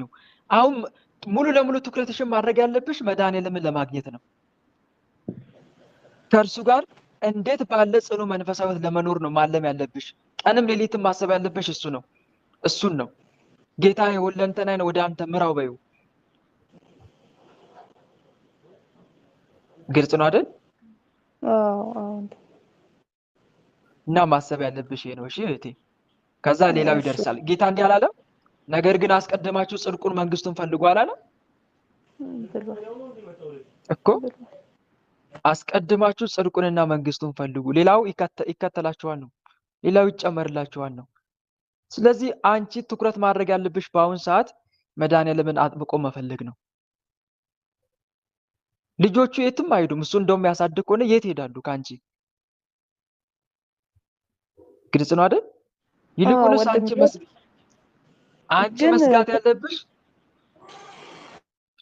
ነገ ከነገ ወዲያ ድንገት ነጥቆሽ ለሚወስደው ሞት ነው መጠባበቅ ያለብሽ። ነገ ምን እንደሚሆን አታውቂማ። ዛሬ ወይም ነገ ወደዚህ ከተማ እንሄዳለን፣ በዚያም ዓመት እንኖራለን፣ እንናግድማለን፣ እናተርፍማለን የምትሉ እናንተ ተመልከቱ። ነገ የሚሆነውን አታውቁም ይል የለም? ነገ የሚሆነውን አታውቁም። ህይወታችሁ ምንድን ነው? ጥቂት ጊዜ ታይቶ ኋላ እንደሚጠፋ እንፋሎት ናችሁ ይላል። ምን ማለቱ ነው ሐዋርያው? ተዘጋጅታችሁ ጠብቁ። ንስሐ ለመግባት ስጋው ደሙን ለመቀበል በመንፈሳዊ ህይወት ለመኖር ዛሬ ነገ አትበሉ ማለቱ ነው። ስለዚህ ትኩረትሽን ማድረግ ያለብሽ እዚህ ጋር ነው። እሺ እህቴ፣ ምንድነው ጥያቄሽ? ያልተመለሰ ነገር ካለ ንገሪኝ። ተመልሷል ወንድሜ። ግን ጥያቄ ምን ነበር መሰለ? ለንስሐ አባቴ ሳማክራቸው በዓይንሽ እስካላየሽ ድረስ ችግር የለውም፣ በዓይንሽ መቻየሽ ባሉባልታ የሰማሽው ወይ በጥርጣሬ ብቻ አይሆንም ነው የሚሉኝ። እሱ ያንቺ ስራ ነው እህት አለምዬ። እሱ አንቺ አረጋግጫለሁ አይቻለሁ ብለሻል አይደል? እንግዲህ ቅድም ስትነግሪኝ በራሴማ እርግጠኛ ነኝ። ስለዚህ ይሄንን ደግሞ እስከ ጥግ ማረጋገጥ ያንቺ እድል ነው ወይም ያንቺ ስራ ነው። ሁለተኛ ሲቀጥል ደግሞ የተሰወረ ነገርም ካለ እግዚአብሔር አምላክን በሱባኤ ጠይቂው። የተሰወረውን የሚያቀሱ ነውና። ከሰው አይን ቢሰወር ከማን አይን አይሰወርም? ከእግዚአብሔር አይን አይሰወርም። ስለዚህ እነኚህ ሁለቱ መንገዶች ተጠቀሚ። በራስሽም በምትችው መንገድ ለማረጋገጥ ሞክሪ። በአንቺ ጥረት ላይ ደግሞ የፈጣሪን እርዳታ ደግሞ ጠይቂ። ሱባኤ ግቢና እነኚህ ሁለት መንገዶች አሉልሽ። ይሄን ይመስላል እህቴ። ደግሞ አንድ ነገር ልንገርሽ። እንበልና ባልና ሚስቶች አሉ እንበል። እነኚህ ባልና ሚስቶች ወደ ቁርባን አልቀረቡም እንበል። ወደ ምን አልቀረቡም? ወደ ቁርባን። እንደው ሳመንዝር እንኳን ባታገኘው ሚስትየው ወይ ባልየው እና ያለምንም ምክንያት አንደኛው ባለትዳር እኔ አልቀበልም ቢል አንደኛው ግን እቀበላለሁ ቢል እስከሚችለው ይታገሰዋል፣ ያስመክረዋል፣ በንስሐ አባቱም ይታገሰዋል። ነገር ግን ያ ሰው አልቀበልም ካለ ምንድነው መጨረሻው? እስቲ ንገሩኝ። በእንቢታው ከጸና ምንድነው ማድረግ ያለበት? አንደኛው ራሱን ይለያል፣ ይቆርባል። በቃ ይለያል። ጌታ እንዲህ አላለም? ከኔ ይልቅ አባቱ ወይም እናቱን ወይም ሚስቱን ወይም ባሏን የምትወድ ለኔ ሊሆን አይገባውም አላለም? ምርጫ እኮ ነው። ተረዳሽኝ አይደለም? ለትዳራችን እስከ መጨረሻው የምንቀጥልበት ያ ሰው ከፈጣሪያችን ጋር እስካዛለቀን ድረስ ነው። እንቅፋት ከሆነ ግን ምን ነበር ያለው ጌታ? ቀኝ አይን ብታሰናክል ምን በላት? ምን በላት? አውልቅ ጣላት። አባቶቻችን ይህንን ሲተረጉሙት ቀኝ አይን የተባለችው ሚስት ናት፣ የትዳር አጋር ነው ይላሉ።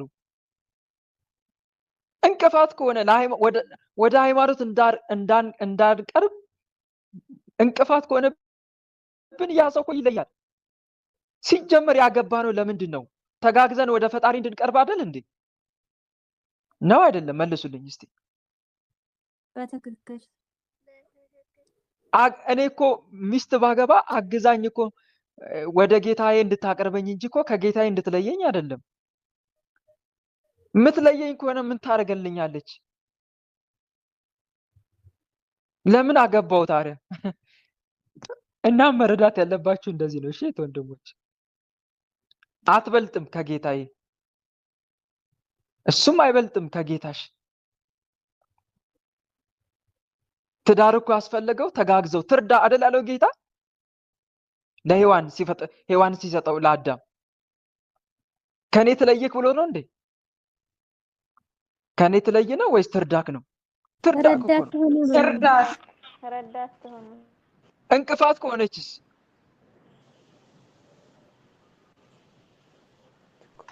ትለያለች ማለት ነው። እና አንድ መረዳት ያለብን ነገር ይሄ ነው። እሺ ወንድሞች፣ እስከዚህ ድረስ መረዳት አለብን። እና የምትችውን አድርጊ አልኩሽ። ቅድም የነገርኩሽን መንገዶች እነግርሻለሁ። እነኛም መንገዶች ተጠቅመሽ ለመቅረብ የሚቀርብ ከሆነ ይቅረብ፣ ካይቀርብ ግን ራስን መለየት ነው። አንቺ ለትዳርሽ የተጨነቅሽ ይሆናል። መቼ ነፍስሽ ከስጋሽ እንደምትለይ ግን አታቂም። ነገ ወይ ከነገ ወዲያ እንደምትሞቺ አታቂም። ድንገት ሳትቆርቢ ብትሞቺ የት ነው የምትገቢው? ይሰማል አይደል እህቴ? እየሰማሽን ከሆነ የት ነው የምትገቢው? ሳትቆርቢ ድንገት ብትጠሪ ገሃነም እኮ ነው የምትወርጂው። እኔ የትዳር አጋሪ እንዲህ ሆኖብኝ ነው እንጂ እኔ መቁረብ ፈልግ ነበረ ጌታዬ እንደው የውስጤን ታውቃለህ። አይቻልም እኮ እንዲህ ብሎ ነገር የለም ነው የሚታይልሽ። መቁረብሽና ለመቁረብሽ ነው። ወደሱ መመለስሽና አለመመለስሽ ነው። ስለዚህ አንድ መረዳት ያለብን ነገር ይሄ ነው ለማለት ያክል ነው። እኔ ፍችን አላበረታታም። ይሄን ስነግራችሁ ልብ እንድትሉ እንድታስተውሉ የምፈልገው ነገር ወንድሞች፣ ተፋቱ አይደለም፣ ፍችን እያበረታታው አይደለም። በምትችሉት መልኩ የትዳር አጋራችሁን ይዛችሁ ለመዳን ጥረት አድርጉ። ለትዳር አጋር ግን የምንችለው ሁሉ ጥረት አድርገን እንቅፋት ከሆነ ይቆረጣል፣ ይለያል። እንደውም አንድ የሚባል አባባል አለ። አላስኬድም ካለ እንኳን ግንኙነት ምን ይቆረጣል ይባላል? እስቲ ጨርሱልኝ። እግርም ይቆረጣል። በትክክል አላስኬድም ካለ እንኳን ግንኙነት እግርም ይቆረጣል። ትክክል። ለመንፈሳዊ ሕይወት ካልተመቸ እንቅፋት ከሆነ እና ታዲያ ምን ይደረጋል? እና ግን ወደዛ ውሳኔ ከመድረስ በፊት ግን የምንችለው እናደርጋለን። ሱባኤ በመግባት በመምከር በማስመከር ምንችለው መናፍስቱን በመዋጋት መናፍስትን በመዋጋት በምንችለው መልኩ የትዳር አጋሬን እንድትዘሙት የምታረግ መንፈስ እያለን እንቀጠቅጣለን። ሁሉን ግን ሞክረን ጥረት አድርገን ያ ሰው ካልተስተካከለ እኛ አብረን አንጠፋም ከዛ ሰው ጋር፣ እኛ አብረን ገሃነም አንገባም። ራስን አድን አይደል ያለው? ራስን አድን። ለሎጥ የተነገረው ቃል ትዝ ይለኛል። ኦሪት ዘፍጥረት 19:17 ራስን አድን፣ ወደኋላ አትይ፣ በዚህም ዙሪያ አትቁም፣ እንዳትጠፋም ወደ ተራራው ሸሽታ መጣ አይደል ያለው? ሚስቱ ግን ምን ሆነች? የሎጥ ሚስት ወደኋላ አየች አላየችም? አየች። ምን ሆና ቀረች? የጨው ሐውልት። ሎጥና ግን ልጆቹ ምን ሆኑ? ዳኑ። አለቀ በቃ። የታዘዘ ሲድን ያልታዘዘ ደግሞ ልክ እንደ ሎጥ ሚስት ይጠፋል ማለት ነው። የጨው ሐውልት ሆኖ ይቀራል ማለት ነው። እና አንድ መረዳት ያለብን ነገር ይሄ ነው። እሺ ወንድሞች፣ እና በዚህ መልኩ መረዳት አለብን እንጂ የትዳር አጋራችን ግን ሁሌ ዝንታለም እንቅፋት ሆኖብን እንዲቀመጥ አንፍቀድ። ምክንያቱም በዚህ መሀል ላይ ድንገት ጌታ ይመጣል፣ ይወስድሻል። ድንገት ባለቤት ከሌሊቱ በየትኛው ክፍል ሌባ እንዲመጣ ቢያውቁ ኖሮ በነቃ ቤቱም ሊቆፈር ባልተውም ነበር። ስለዚህ እናንተ ተዘጋጅታችሁ ኑሩ። የሰው ልጅ በማታስቡበት ሰዓት ይመጣል ይላል። በማታስቡበት ሰዓት ነው የምመጣው። ድንገት ነጥቃችኋለሁ፣ ወስዳችኋለሁ ይላል ጌታ።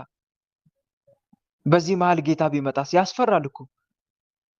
ከዛ በኋላ ይግባኝ የለም። እኔ 3 ነገሮችን እፈራለሁ አለ አባ ያዕቆብ። እኔ 3 ነገሮችን እፈራለሁ። የሞት ሰዓት ደርሶ ነፍሴ ከስጋዬ ስትለይ፣ 1 በእውነተኛው ፈራጅ ዙፋን ፊት የምቆምበት ሰዓት ሲደርስ፣ 2 ፍርዴን የምቀበልበት ሰዓት። እነኚህ 3 ነገሮች ሳስብ ያስጨንቁኛል አለ። አንቺስ እህቴ ምንድነው የሚያስጨንቅሽ? ሊያስጨንቅሽ የሚገባው ነገር ይሄ ነው። ወደ አምላክ ቅረቢ። የሰጠን ጊዜ የንስሐ ጊዜ ነው እኮ። ሰው ሳይሰስትና ምን ያህል ቀረኝ ሳይል የሚያጠፋው ውድ ሀብቱ ምን እንደሆነ ታውቃላችሁ ወንድሞች? ጊዜ እኮ ነው። ጊዜ። ምን ያህል ገንዘብ እንደቀረሽ ታውቂያለሽ። ምን ያክል ጊዜ እንዳለ ግን አታውቅም። ምን ያክል ጊዜ እንዳለ አታውቅም። የተሰጠን የንስሐ ጊዜ ነው። ጊዜያችን የምናባክንበት ጊዜ አይደለም። ዛሬ ኃጢአት የሚሰራ ነገም ኃጢአት እንዳልሰራ ሆኖ በአምላኩ ፊት ይቀርባል። ምንም እንደማያውቁ ዛሬ ያገባ በኋላ እንዳላገባ ሆኖ እኮ ይቆማል በመድኃኒዓለም ፊት። ምንም እንዳልሆነ ሆኖ ይቆማል። ግን ዋጋውን ያገኛል እንደሰራው ስራ። ሁሉም ኃላፊ ነው ለማለት ፈልጌ ነው። የማያልፈው ዛሬ የምሰራው ጽድቅ ስራ ነው። ሰውን ስራው ይከተለዋል እንዳለው እዝራ ሱቱኤል፣ ሰውን ስራው ይከተለዋል፣ ዋጋውም ይገለጣል፣ ቅንነትም ትገለጣለች። ኃጥኡን ሰው ኃጢአቱ እሳት ሆና ስትፈጀው አታንቀላፋም ይላል። ሁሉ ዋጋውን ይቀበላል። አንዱ ለአንዱ መለመን የሚችል ፈጽሞ የለም የሚል ቃልም አለ። እና እህቴ ተዘጋጂ እሺ። የንስሐ ጊዜ ነው የተሰጠሽ፣ እንዳታባክኝው። ግልጽ ነው አይደል? ይሄንን ልመክርሽ እወዳለሁ። በንስሐ ጎዳና እየሄድኩ ነው። እኔማ ደህና እየሞካከርኩ ነው። በመንፈሳዊ ውስጥ ነው ያለሁት። ግን ያው ቁርባን ነው ትንሽ መቁረብ አልችልም። አሁን አባም ከለከሉኝ፣ አይቻልም ተለይተሽ እስካልወጣሽ ድረስ አሉኝ። ሁለተኛ ነገር ደግሞ ያው እሱ ነው ንስሐም አልገባም እንዳይልም እና የሚያሳስበኝ ነገር ስለዛ ስለ ተርኪ ምርኪ ስለዚህ ስለ አጉል ትዳሩ ማስበው ነገር ነው እንጂ ሌላ እንኳን እግዚአብሔር ይመስገን ወንድሜ። መልካም። ቁርባኑን ቢሆን አትዘግይ እሺ። የምትችውን አድርጊ። መዘግየቱ ጥሩ አይደለም። የምትችውን በፍጥነት አድርጊ። እግዚአብሔርን በሱባኤ ጠይቂ፣ አሳልፈሽ ስጪ። ከዛ በኋላ ውሳኔ ወሰኝ እሺ። እሺ ወንድሜ ወሰኝ። አታመንጂ። መልካም። ይሄን ይመስላል። እሺ እግዚአብሔር ይስጥልኝ። እሺ። ተመልሶ ጥያቄ ያገኛል ተሰጥቷል። አሜን አሜን። እስቲ ወለተ ሚካኤል ከነ ቤተሰቦቼ ከነ ቤተሰቦቿ። ቀጥይ እስቲ። ግን ያልጠየቀ መሆን አለበት። አልደረሰሽም ወለተ ሚካኤል? ኧረ ደርሶኝም አያውቅም እስካሁን አልደረሰኝም። እሺ ቀጥይ። እሺ ካልደረሰሽ በስመ አብ ወወልድ ወመንፈስ ቅዱስ አሐዱ አምላክ አሜን። እግዚአብሔር ይስጥልን። አስተካኪ፣ ድምፅሽን ከፍ አድርጊ። እሺ ይሰማል? አሁን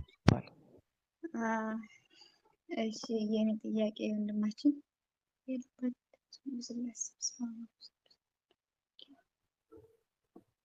እና ዝም ብዬ ነገ ምን ይሆን እንትን ፈተና አለብኝ።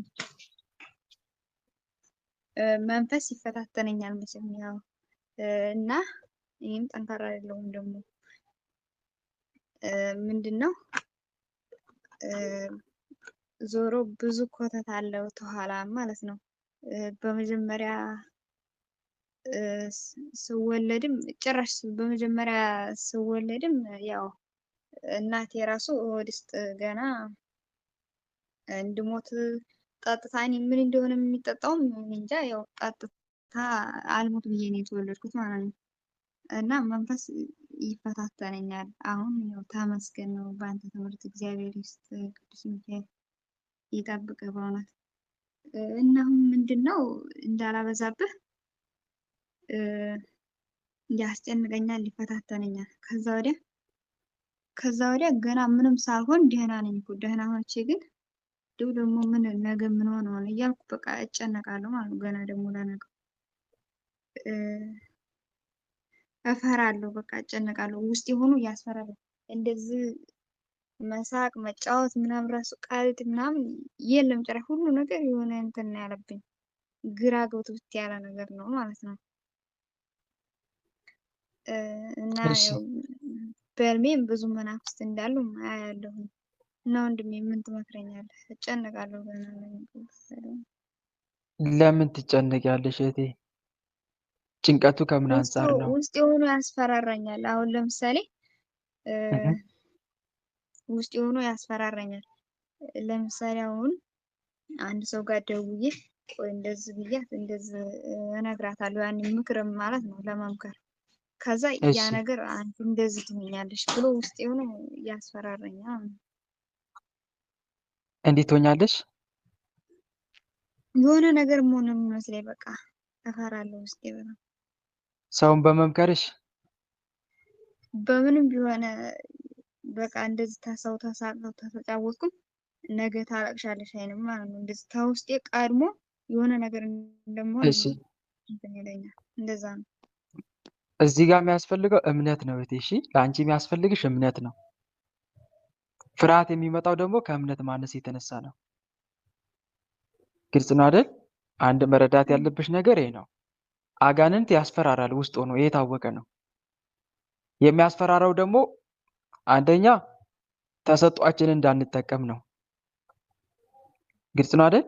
ተሰጧችንን እንዳንጠቀም፣ ለሌላው ማብራት እንዳንሆን፣ እንዳናበራ፣ ከሰው ጋር ያለንን ማህበራዊ ግንኙነት ለማደፍረስ፣ ያላገባን ከሆነ የትዳር እድላችንን ለመዝጋት፣ ያገባን ከሆነ ደግሞ ትዳራችንን ለማፍረስ። ለምን ነገር አታወራሽ? ዝም በል እስኪ አልገባም።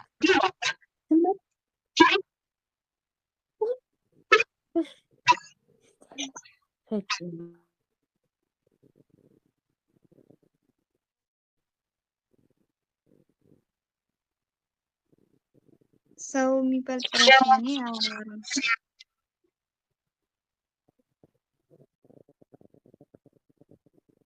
ወንድሜ አትሰማም አንተ? እሺ መልካም። አሁንስ አይሰማም? አሁን ትሰማለህ? እሺ ልቀጥል? ቀጥል። ይሰማል። መልካም። እዚህ ጋር ክርስቲያን እህት ወንድሞቼ የምነግራችሁ ነገር ምንድን ነው? ሰው ለመምከር ስትነሱ በውስጣችሁ ብዙ ሀሳብ አይፈጠርም? አይሰማሽም፣ አትሰማሽም አይነት ነገር አይመጣም በውስጣችሁ? ለራስን አልለወጥክም፣ ገና ነሽ፣ ምን ትጠቅሚያለሽ? አሁን እንደዚህ አይነት ነገር ብዙ ሐሳብ ይመጣል። ይሄ ከአጋንንት ነው። እሺ ወንድሞች፣ ለምን ካላችሁ ሌላውን እንድንለውጥ አይፈልግም። አጋንንት እንኳን ሌላውን ራሳችን እንድንለወጥ አይፈልግም። ራሳችንም ጭምር እንድንለወጥ አይፈልግም። ታዲያ እኛ ራሳችን እንዳንለወጥ የሚፈልግ አጋንንት ሌላውን እንድንለወጥ ይፈልጋል? አይፈልግም፣ ይቃወማል። ለመምከር እንኳን ብንነሳ በተሳሳተ መንገድ እንድንመክር ነው የሚያደርገን። ለምሳሌ ወይ የኛን ህይወት ያጨልማል፣ እኛ የምንናገረው እንዳንኖርበት በማድረግ ይዋጋል። ወይ ደግሞ መቼና እንዴት ለምን እንደምንናገር እንዳንገነዘብ እንዳናውቅ ያደርገናል። በዚህ መንገድ ይዋጋል።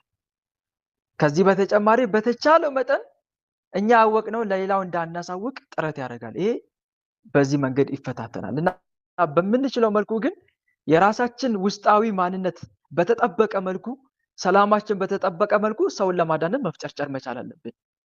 ይሄንን እመክራቸዋለሁ።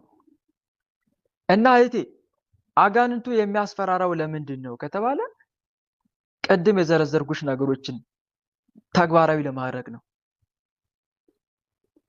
በውስጥሽ ያለውን ተሰጥቶ እንዳትጠቀሚ ለማድረግ፣ እንደገና ሲቀጥል ከሰው ጋር ያለሽን ማህበራዊ ግንኙነት ለማደፍረስ፣ ያላገባሽ ከሆነ የትዳር እድልሽን ለመዝጋት፣ ያገባሽ ከሆነ ደግሞ ትዳርሽን ለማፍረስ፣ ሌላም ዓላማ አለ። በዚህ ዋና ምክንያቶች ነው። ግን እንደዚህ አይነት ነገር ደግሞ ፍርሃት ደግሞ አጋንንት የሚያመጣው ከምን አንጻር ነው? አንድም ካለማወቅ ነው፣ አንድም ከእምነት ማጣት የተነሳ ነው። እምነት ለማግኘት ድፍረት ለማግኘት ምን እናድርግ? ጸሎት እንጸልይ። የፍርሃት መንፈስን እግዚአብሔር ከኛ እንዲያርቅ በጸሎት እንጠይቀው ከስግደት ጋር። በተለይም መዝሙር 26ን በመጸለይ የትኛውን መዝሙር 26ን በመጸለይ የፍርሃትን መንፈስ እግዚአብሔር ከኛ እንዲያርቅ እየተማጸንን መቀጠል መቻል አለብን። እሺ እህቴ እየሰማሽ ነው አለሽ? እሺ ወንድማችን እየሰማው ነው። በእርግጥ እኔ ከልጅነቴ ብዙ ኃጢአት ነው የሰራሁት። በኃጢአት ሊሆን ይችላል። አሁን ግን ያው ተመስገን ለውጥ አለኝ እኮ እግዚአብሔር ይመስገን። ተመስገን በቃ አለ አይደል? ተመስገን ስለራሱ የሆነ ማስፈራረት ነው ውስጤን። ምን እንደሆነ እንደዛ አድርጎ የሚፈትነኝ አላውቅም። ተመስገን ራሱ ወይ ነገ ታማሪያለሽ አይነት ነገር እንደዚህ በቃ ውስጤ በሁሉም ነገር ፍርሃት ነው ማለት ነው። ባል አግብቻለሁ ግን አላወራውም ጭራሽ ሰውም አላወራም። እሺ ተመስገን ብዬ ስል ነገ ታማሪያለሽ እና አታመስገኝ ነው? እኔ እንጃ ታመሰግንም ውስጤን ያስፈራረኛል። በቃ በሁሉም ነገር ነው የሚያስፈራረኝ። አንቺ ቀጥይበት፣ ማመስገንሽን ቀጥይበት። ሲያስፈራራሽ ለፍርሃቱ አትገዣ። አንደኛ በአጭሩ በውስጥሽ የሚያወራውን ሁሉ አትቀበዩ። በነገራችን ላይ 50 የአጋንንትን ፈተና እንደሆነ ማወቅ በራሱ እኮ አጋንንትን 50% ማሸነፍ ነው አይደለም እንዴ? 50% እኮ አጋንንትን ማሸነፍ ነው። ስለዚህ እያዳመጥሽው እኮ ነው ያንቺ ችግር። አሁን ሲያስፈራራሽ ተቀብለሽ እሺ ብለሽ እየተውሽ ነው ማለት ነው። ለምሳሌ አሁን ስታመሰግኝ ነገ ታማሪያለሽ፣ ስለዚህ አታመስግኝ እያለሽ ነው። አንቺም እያቆምሽለት ነው ማለት ነው። ለፍርሃቱ እየተገዛሽለት ነው ማለት ነው። ስለዚህ መቃወም አለብሻ። ዲያብሎስን ተቃውሙ ከእናንተም ይሸሻል ይላል እኮ መጽሐፍ። ይሄ የእሱ ሴራ መሆኑን አውቀሽ ተቃውሚው። ይሄ ፍርሃት፣ ይሄ ሐሳብ ያንተ ሐሳብ ነው። ዲያብሎስ ስራን አቁም፣ በመድኃኒዓለም ስም ስራን አቁም፣ ፍርሃትን አንሳ እያልሽ ተቃውሚው። እግዚአብሔርን ደግሞ የድፍረት መንፈስ እንዲሰጥሽ፣ ድፍረትን እንዲያላብስሽ ከስግደትና ከጸሎት ጋር ተማጸኙ። ግን አትገዥለት፣ አታዳምጪው። ፍርሃት ሲለቅብሽ ለምን ትንበረከክለታለሽ? ግልጽ ነው። እሺ ወንድማችን። እና ደግሞ በጣም የሚሸገረው በምግብ ነው። ያው ብዙ እንዳልዘረዝር ግን እንግዲህ ጸበል መጠጣት እንዳለብኝ ነገር እና እንዴት ነው ማድረግ ያለብኝ? ሆዴስ ጸበል መጠጣት አዎ በምግብ ያው እንዴት ነው የሚፈታተነኝ? ምግብ ስበላ ሰው ታየኝ እታመማለሁ እሺ እና ደግሞ ምግብ ስበላ እንደዚህ ሰው ታይ ገና በአይምሮም ያው ይሁን ዞሮ ማስፈራራት ነው። ተነሱ መንፈስ እንዳይመጣ ነው በቃ አይምሮ የሚያሳስበኝ ማለት ነው። ደግሞ ሰው ስበላ ታየኝ ያሳምመኛል። መልካም። ይሄንን ደግሞ መንፈሱ አንደኛ በሁለት መንገድ ነው እየተጠቀመ ያለው። አንደኛ አንቺ ጋር ሆኖ ሰው ላይ ሆኖ ያያል ማለት ነው። ሰው ምግብ ስትበሉ የሚያማችሁ ወንድሞች ሰው ሲያያችሁ የሚያማችሁ አጋንንቱ ከእናንተ ተነስቶ ሰው ላይ ሆኖ እየተመለከተ ስለሆነ ነው። ግልጽ ነው አይደል? እናንተ ላይ ይሆናል መንፈሱ እናንተ ጋር ነው ያለው። ግን ከእናንተ ይነሳና ማን ጋር ይሄዳል? ሰው ጋር ይሄዳል። ከዛ በሰው አይን ያያችኋል። ሲያያችሁ ደግሞ ምን ይሆናል? እናንተ ትታመማላችሁ ማለት ነው። እንዲህ እያደረገ ነው እየተጠቀመ ያለው መንፈሱ። እንዲህ እንዳያደርግ ደግሞ መንፈሱ ከአንቺ ተነስቶ ወደ ሌላ እንዳይሄድ ማሰር። ግልጽ ነው አይደል? ማሰር። ስታስሪ ደግሞ ምን እያደረግሽ ነው? መጀመሪያ የቅዱስ የአጋዕዝተ ዓለም ሥላሴ ከሆኑ የአጋዕዝተ ዓለም ሥላሴ መልካቸውን ትጸልይና አጋዕዝተ ዓለም ቅድስት ሥላሴ ሆይ እኔ ምግብ በምበላበት ሰዓት መንፈስ ከኔ ተነስቶ በሰው አይን እያየ ሰራዊት እየሰበሰበ ህመም እያመጣ የሚፈታተነኝ መንፈስ ከኔ ተነስቶ ሰው ላይ ሆኖ እንዳይመለከተኝ ታስሩልኝ ዘንድ ማጸናቸዋለሁ ብለሽ መልካቸውን አድርሰሽ በአጋዕዝተ ዓለም በቅድስት ሥላሴ ስም መንፈሱን ማሰር። እኔ ስመገብ በሰው አይን እያየ እኔን የምታሳመኝ ክፉ መንፈስ ስራህን አቁም እያሉ መንፈሱን ማሰር ያስፈልጋል። ይሄን አድርጊ። እናም ደግሞ አማትቦ መመገብ እንዳትረሺ። ጸሎት አድርጎ አቡነ ዘበሰማያት ጸልዮ በአጋዕዝተ ዓለም በቅድስት ሥላሴ ስም ይህ ምግብ ለአጋንንት እሳት ይሁንበት፣ የተባረከ ይሁን፣ ለእኔ የተባረከ ፈውስ ጤናን የሚሰጠኝ ለአጋንንት ደግሞ እሳት ይሁንበት ብለሽ 3 ጊዜ ፍበይበት።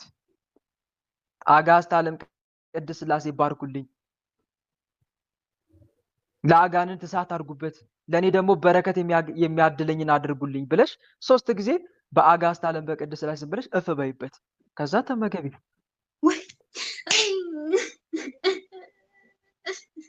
እሺ። በአብ ወልድ በመንፈስ ቅዱስ ስም በኃያሉ በመድኃኔዓለም ስም በቅድስት ድንግል ማርያም ስም በቅዱስ ሚካኤል በቅዱስ ገብርኤል በቅዱስ ሩፋኤል ስም አንተ ስማ፣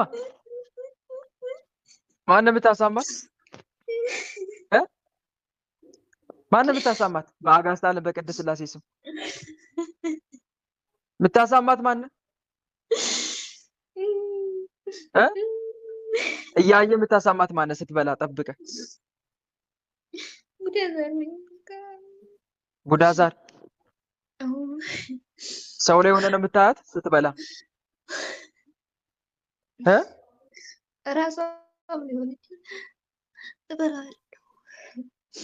እሺ ቡዳዛር። ሌላስ የቀረ ማን አለ? ፍርሃት የምትለቅባትስ ማናት? ጠቋር። ሌላስ? አዳልሞቲ። ሌላስ? ሁላችሁም ራሳችሁን አጋልጡ በአጋዕዝተ ዓለም በቅድስት ሥላሴ ስም። ገርግር አይነ ጥላ። ሌላስ? ሌላስ? ቶሎ በሉ ሁላችሁም በአጋዕዝተ ዓለም በቅድስት ሥላሴ ስም ሁላችሁም ራሳችሁን አጋልጡ። ቶሎ በል። ሰላም ለአብ ዘእምቅድመ ዓለም ነጋሲ ለወልድ ሰላም ስጋ ማርያም ለባሲ ለመንፈስ ቅዱስ ሰላም ኃጢአት ዓለም ደምሳሲ ኃይሌ የሥላሴ ወፀወኔ የሥላሴ በስመ ሥላሴ እቀጠቅጥ ከይሴ አጋዕዝተ ዓለም ቅድስት ሥላሴ በቅሏችሁ። ሌላ የቀረ ሌላ? እሺ ሰራዊታችሁ ሰብስቡና አውጡ። ሁላችሁ ቶሎ ውጡ። ቡዳዛር ጠቋር ውጡ ወደ ግንባር። መለሰልን? እሺ ቀጥቅጩ እስቲ በመቁጠሪያ ቀጥቅጩ። አተ በአብ በወልድ በመንፈስ ቅዱስ ስም አተ ቡዳ ዛር ራስን የተቆጣጠረኝ እሺ አዳክሚው፣ ቀጥቅጭና አዳክሚ። እሺ ያልኩሽን ተግባራዊ አድርጊ። ስላላዳክምሽው ነው። አዳክመሽ ነይ። ግልጽ ነው። እሺ ወንድማችን አዳክመሽ ነይ። መናፍስቶችን አዳክመሽ ነይ። ማዳከም ብቻ ሳይሆን ደግሞ አጋዕዝተ ዓለም ሥላሴን እሰሩልኝ ባያቸው። ቅዱስ ሚካኤል ነው በጣም እንትን ቅዱስ ሚካኤል የአጋዕዝተ ዓለም ሥላሴ መልአክ እኮ ነው እህቴ። መጀመሪያ አጋዕዝተ ዓለም ሥላሴን ሳንማጸን ቅዱስ ሚካኤልን አንማጸንም። ግልጽ ነው አይደል? አጋዕዝተ ዓለም ሥላሴን ትማጸኛለሽ። ስለ አጋዕዝተ ዓለም ሥላሴን በቅዱስ ሚካኤል ስም መማጸን ትችያለሽ። የሚያስሩት የሚሸኙት እኮ እነሱ ናቸው። ግልጽ ነው አይደለ? እሺ ያንን አድርጊ። ደግሞ ዘቢብ ይቅርታል ዘቢብ አለኝና ያው እንግዲህ በካህናት ምን ጸሎት አድርጌበት ዝም ብዬ የምበላው ምንድን ነው? ዘቢብ ምን ያደርጋል ብዬ ግራ አጋባለሁ። እሺ ዘቢብ የሚጠቅመው አንደበታችን እንዳይተሳሰር እንዳይያዝ፣ ግልጽ ነው አይደል? አንደኛም ጥሩ ተናጋሪ እንድንሆን። ለምሳሌ የስድብ መንፈስ አፋችን ላይ ካለ ይያዛል በዘቢብ። በተለይ ስድብ ያስቸግራችሁ፣ ሐሰት መናገር፣ አፍ ላይ ሆኖ መንፈስ ቃላቶቻችን ያጣምም ከሆነ፣ ከአንደበታችን መልካም ነገር ማይወጣ ከሆነ በዘቢብ ይያዛል። ዘቢብ በፍሬ የምንቀምስ ከሆነ ግን ዘቢቡ የሚጠቅመን በዘቢቡ በኩል እግዚአብሔር ስራውን እንዲሰራ ስንማጸነው ነው። ምን ስናደርግ? አዳምጣችሁኛል? እስቲ ንገሩኝ። ምን አልኳችሁ? በዘቢቡ በኩል አዎ ዘቢብ መብላት ብቻውን ጥቅም የለውም። በፍሬ ዘቢብ ስለቃምክ ጥቅም አታገኝም። ግን በዘቢቡ በኩል ማን ስራውን እንዲሰራ መጠየቅ አለብን? ፈጣሪ እግዚአብሔርን። አዎ ለምሳሌ ዘቢቡን ስትመገብ ጌታዬ መድኃኒዓለም አቤቱ ከአንደበቴ መልካም ቃል አይወጣም፣ ሁሌም እሳደባለሁ፣ እዋሻለሁ። ይሄ አንደበቴን ትጠብቅ ዘንድ አንደበቴን ትባርክ ዘንድ ከአንደበቴ ስድብ እንዳይወጣ የስድብን መንፈስ የሐሰትን መንፈስ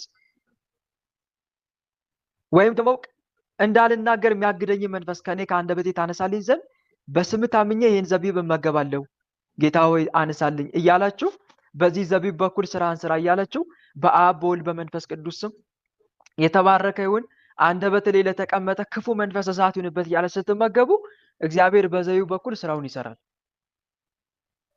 ግልጽ ነው አይደል? ይህንን በማድረግ ይህን ጥቅም ታገኛለች ለማለት ነው። ወዲህ ውስጥ ደግሞ አውሬ ያለና ይቅርታ በዘብንችን አጠር አድርጌ ነው አውሬ እንዳል እንደዚህ ይንቀሳቀሳል ማለት ነው። እና ጸበል አሁን እኔ እጠጣለሁ ቅዱስ ሚካኤል እያልኩ እና ሌላ ምን ማድረግ ነው ያለብኝ?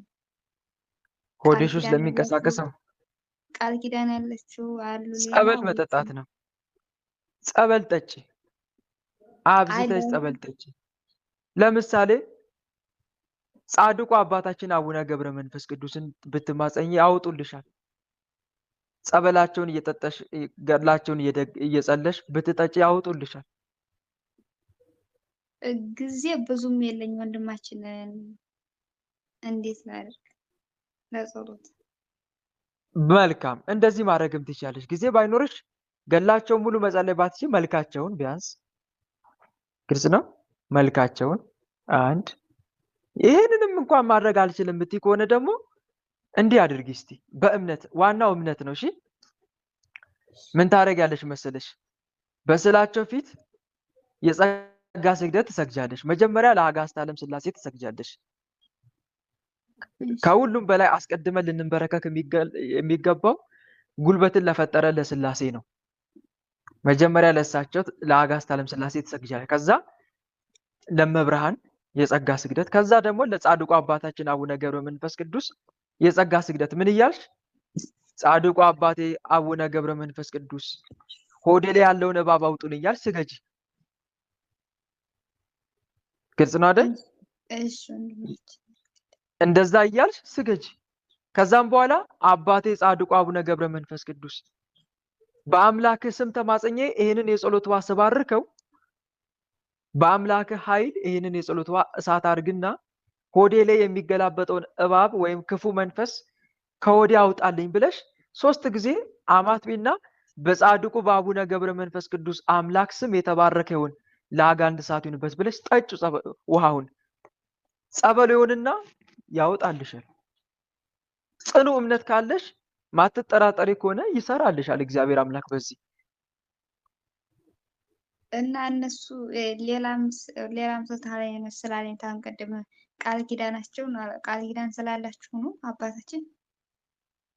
አዎ እንዴ በነገራችን ላይ ቃል ኪዳን የሌላቸው አሉ እንዴ? በዚህ ጉዳይ አንድ ነገር አስቡት ወንድሞች፣ ሁሉም ቅዱሳን እኮ ቃል ኪዳን አላቸው። በዚህ ችግር በማንኛውም እንደውም አብዛኞቹ ቅዱሳን በስሜ የተማጸነኝን በማንኛውም ችግር ውስጥ ቢኖር በስሜ የተማጸነኝን እደርስለታለሁ አላለም ጌታ? እስቲ የሁሉንም ቅዱሳን ገድላቸውን ተመልከቱ። ምንድን ነው የሚለው? አንድ ሰው በችግር ውስጥ ቢኖር በስሜ የተማጸነኝን እደርስላለሁ አይልም? ለአቡነ ተክለ ሃይማኖትም እንደዛ ብሏቸዋል። ለአቡነ ገብረ መንፈስ ቅዱስም ብሏቸዋል። ለቅድስት አርሴማን ብሏታል። ግልጽ ነው አይደል? ለአቡነ ኪሮስም ብሏቸዋል። ዋናው ትልቁን ስራው የሚሰራው የኛ እምነት ነው። እሺ ምንድነው አልኳችሁ?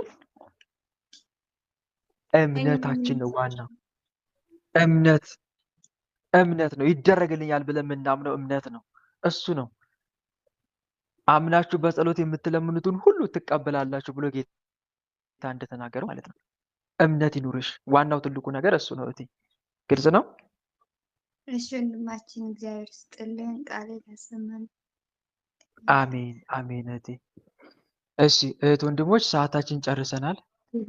ለነበረን ጊዜ አምላካችን ልዑል እግዚአብሔር ስሙ ለዘላለም የተመሰገነ ይሁን። እንቀጥላለን እህቶቼ ወንድሞቼ። ጊዜ እኮ አለን። ሰኞ አለ፣ ሌላም ጊዜ አለ አይደል? ምን ችግር አለ? የዛን ሰዓት ገብታችሁ መጠየቅ ትችላላችሁ። ጠይቄም አላውቅ አንድ ቀንም ነበር። ጊዜ አለ እህት ወንድሞች። ዛሬ ባይሳካላችሁ ሌላ ጊዜ ጠይቃላችሁ ገብታችሁ።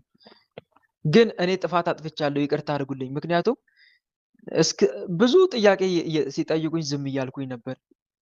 ለአንድ ሰው አንዳንድ ጥያቄ ብቻ በፈቅድለት ኖሮ ብዙዎቻችሁ ይደርሳችሁ ነበር። ግን ይሄንን እስቲ ይቅርታ ልጠይቅና በሁላችሁም ፊት ሌላ ጊዜ ግን አንዳንድ ጥያቄ ብቻ እንድትጠይቁ አድርጋለሁ። ስህተቱ እሱ ነው። አሁን እህታችን የማርያም ልጅ በጣም ብዙ ጥያቄ ስትጠይቅ ነበር። አንድ ጥያቄ ብቻ ጠይቃ ለሌላው አንዳንድ እድል ብሰጥ ብዙዎቻችሁ ይደርሳችኋል የሚል እምነት አለኝ። ለወደፊቱ ግን ይስተካከላል። ግልጽ ነው አይደል? እንደዛ እናደርጋለን። ይሄን ይመስላል። በትዕግስት ጠብቁ። እናም ደግሞ አንዱ ሲጠይቅ ከአንዱ ለመማር ጥረት አድርጉ። እስቲ አልተማራችሁም? አሁን ብዙ ትምህርት ለታችን ለማርያም ልጅ ሲመለስ ንገሩኝ እስቲ። ብዙ ትምህርት አልተማራችሁም ከሷ?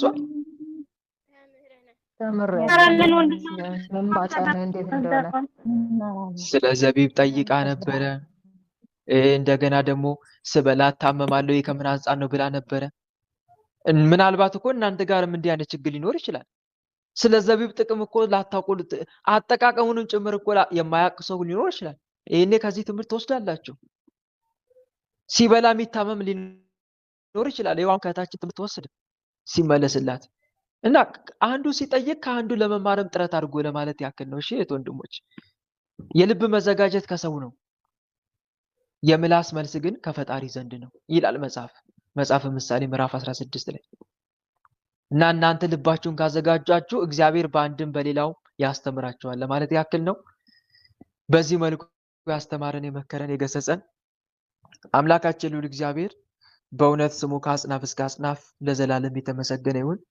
እኛም በሰማነው ቃል በተማነው ትምህርት 30፣ 60፣ 100 የምናፈራ አድርገን የስሙ ቀዳሽ የመንግስቱን ወራሽ ለመሆን ያብቃን። አሜን።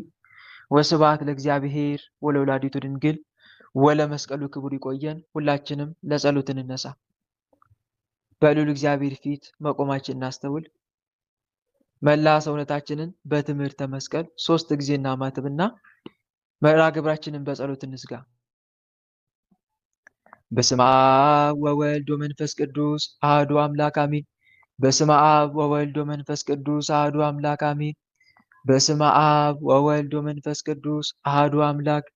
ቅዱስ እግዚአብሔር፣ ቅዱስ ኃያል፣ ቅዱስ ሕያው፣ ቅዱስ ኤልሻዳይ፣ ቅዱስ አዶናይ፣ ቅዱስ ጸባዖት፣ ቅዱስ ያህዌ፣ ቅዱስ ኢየሱስ፣ ቅዱስ ክርስቶስ፣ ቅዱስ አማኑኤል፣ የዓለማት ጌታ ቸሩ መድኃኔዓለም ኃያሉ መድኃኔዓለም ኢየሱስ ክርስቶስ ሆይ ሳይገባን እንደ ኃጢአታችን እንደ በደላችን ብዛት ሳትመለከተን እንደ ምሕረትህ እንደ ቸርነት ብዛት ተመልክተ መርሐ ግብራችንን በሰላም አስጀምረ በሰላም ያስፈጸምከን ለዚህ ሰዓት የሚያደርስከን እናመሰግንሃለን። ምስጋና ይሁን ለአብ፣ ምስጋና ይሁን ለወልድ፣ ምስጋና ይሁን ለመንፈስ ቅዱስ ዛሬም ዘወትርም ለዘላለሙ አሜን። ምስጋና ይሁን ለአብ፣ ምስጋና ይሁን ለወልድ፣ ምስጋና ይሁን ለመንፈስ ቅዱስ ዛሬም ዘወትርም ለዘላለሙ አሜን። ምስጋና ይሁን ለአብ፣ ምስጋና ይሁን ለወልድ፣ ምስጋና ይሁን ለመንፈስ ቅዱስ ዛሬም ዘወትርም ለዘላለሙ አሜን። የዓለማት ፈጣሪ የኃያላን ኃያል የአማልክት አምላክ የጌቶች ጌታ የነገስታት ንጉስ ቸሩ መድኃኔዓለም ሳይገባን እንደ ኃጢአታችን እንደ በደላችን ብዛት ሳትመለከተን እንደ ምሕረትህ እንደ ቸርነት ብዛት ተመልክተ ለዚህ ያደረስከን ስለ ድንግል ማርያም ብለ ቀሪውን ጊዜያችን እንድትባርክልን አምላክ ሆይ በተማርነው ትምህርት በሰማነው ቃል 30 60 100 የምናፈራ እንድታደርገን የስም ቀዳሽ የመንግስትን ወራሽ ለመሆን እንድታበቃን በኃጢአታችን በበደላችን ብዛት ቅዱሱ ገናናው ስምን መጥራት ባይገባንም እንደ ምሕረትህ እንደ ቸርነት ብዛት እንዲያልን ወደ አንተ እንማጸናለን። አባታችን ሆይ በሰማያት የምትኖር ስምህ ይቀደስ፣ መንግስት ትምጣ፣ ፈቃድህ በሰማይ እንደሆነች እንዲሁም በምድር ትሁን። የዕለት እንጀራችንን ስጠን ዛሬ፣ በደላችንን ይቅር በለን እኛም የበደሉንን ይቅር እንደምንል። አቤቱ ወደ ፈተና አታግባን ከክፉ ሁሉ አድነን እንጂ መንግስት ያንተ ናትና ኃይል፣ ክብር፣ ምስጋና ለዘላለሙ አሜን። እመቤታችን ቅድስት ድንግል ማርያም ሆይ በመልአኩ በቅዱስ ገብርኤል ሰላምታ ሰላም እንልሻለን። በሐሳብሽ ድንግል ነሽ፣ በስጋሽም ድንግል ነሽ። የአሸናፊ የልዑል እግዚአብሔር እናት ሆይ ሰላምታ ላንቺ ይገባሻል። ከሴቶች ሁሉ ተለይተሽ አንቺ የተባረክሽ ነሽ፣ የማኅፀንሽም ፍሬ የተባረከ ነው። ጸጋን የተመላሽ ድንግል ሆይ ደስ ይበልሽ። ጸጋን የተመላሽ መመኪያችን ሆይ ደስ ይበልሽ። ጸጋን የተመላሽ አማላጃችን ሆይ ደስ ይበልሽ። ልዑል እግዚአብሔር ከአንቺ ጋር ነውና ከተወደደው ልጅሽ ከጌታችን ከመድኃኒታችን ከኢየሱስ ክርስቶስ ዘንድ ይቅርታንና ምሕረትን ለምኝልን ኃጢአታችንም ያስተሰርይልን ዘንድ ለዘላለሙ አሜን። የእግዚአብሔር አብ ፍቅር፣ የእግዚአብሔር ወልድ ቸርነት፣ የእግዚአብሔር መንፈስ ቅዱስ አንድነት፣ የተወዳጇ እናታችን የመብርሃን አማላጅነት፣ የቅዱሳኑ ረዳትነት በሁላችን ላይ እንደዋለ በሁላችን ላይ ይደር አሜን። አምላካችን በሰላም አሳድረን።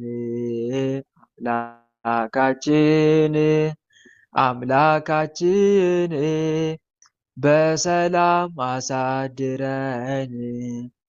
ቀኑን በሰላም እንዳዋልከን የሰላም ሌሊት አድርግልን። ቀኑን በሰላም እንዳዋልከን የሰላም ሌሊት አድርግልን። እመቤታችን አማላጃችን ተመልከች ወደኛ። እመቤታችን አማላጃችን ተመልከች ወደኛ። የልጅሽ ቸርነት ይሁነን መዳኛ፣ ያንቺ አማላጅነት አይለየን ከኛ። የልጅሽ ቸርነት ይሁነን መዳኛ፣ ያንቺ አማላጅነት አይለየን ከኛ። ጸጋ ነሣኢነ ወሕይወተ ረከብነ ጸጋ ነሣኢነ ወሕይወተ ረከብነ በኃይለ መስቀሉ ለኢየሱስ ክርስቶስ በኃይለ መስቀሉ በኃይለ መስቀሉ ለኢየሱስ ክርስቶስ በኃይለ መስቀሉ ኪያከ እግዚኦ ነአኩት ወንሴብሐከ እግዚአብሔር ኪያከ እግዚኦ ነአኩት ወንሴብሐከ እግዚአብሔር ወንሴብሐከ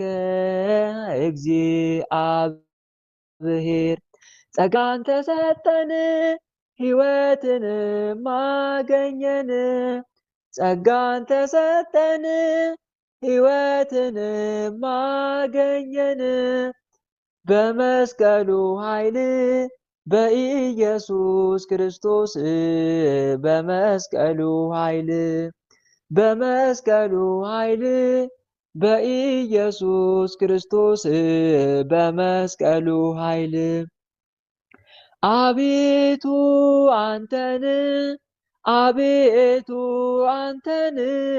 እናመሰግንሃለን እግዚአብሔር አቤቱ አንተን እናመሰግንሃለን እግዚአብሔር ጸጋ ነሣኢነ ወሕይወተ ረከብነ በኃይለ መስቀሉ ለኢየሱስ ክርስቶስ ኪያከ እግዚኦ ነአኩት ነስያነ ጸጋ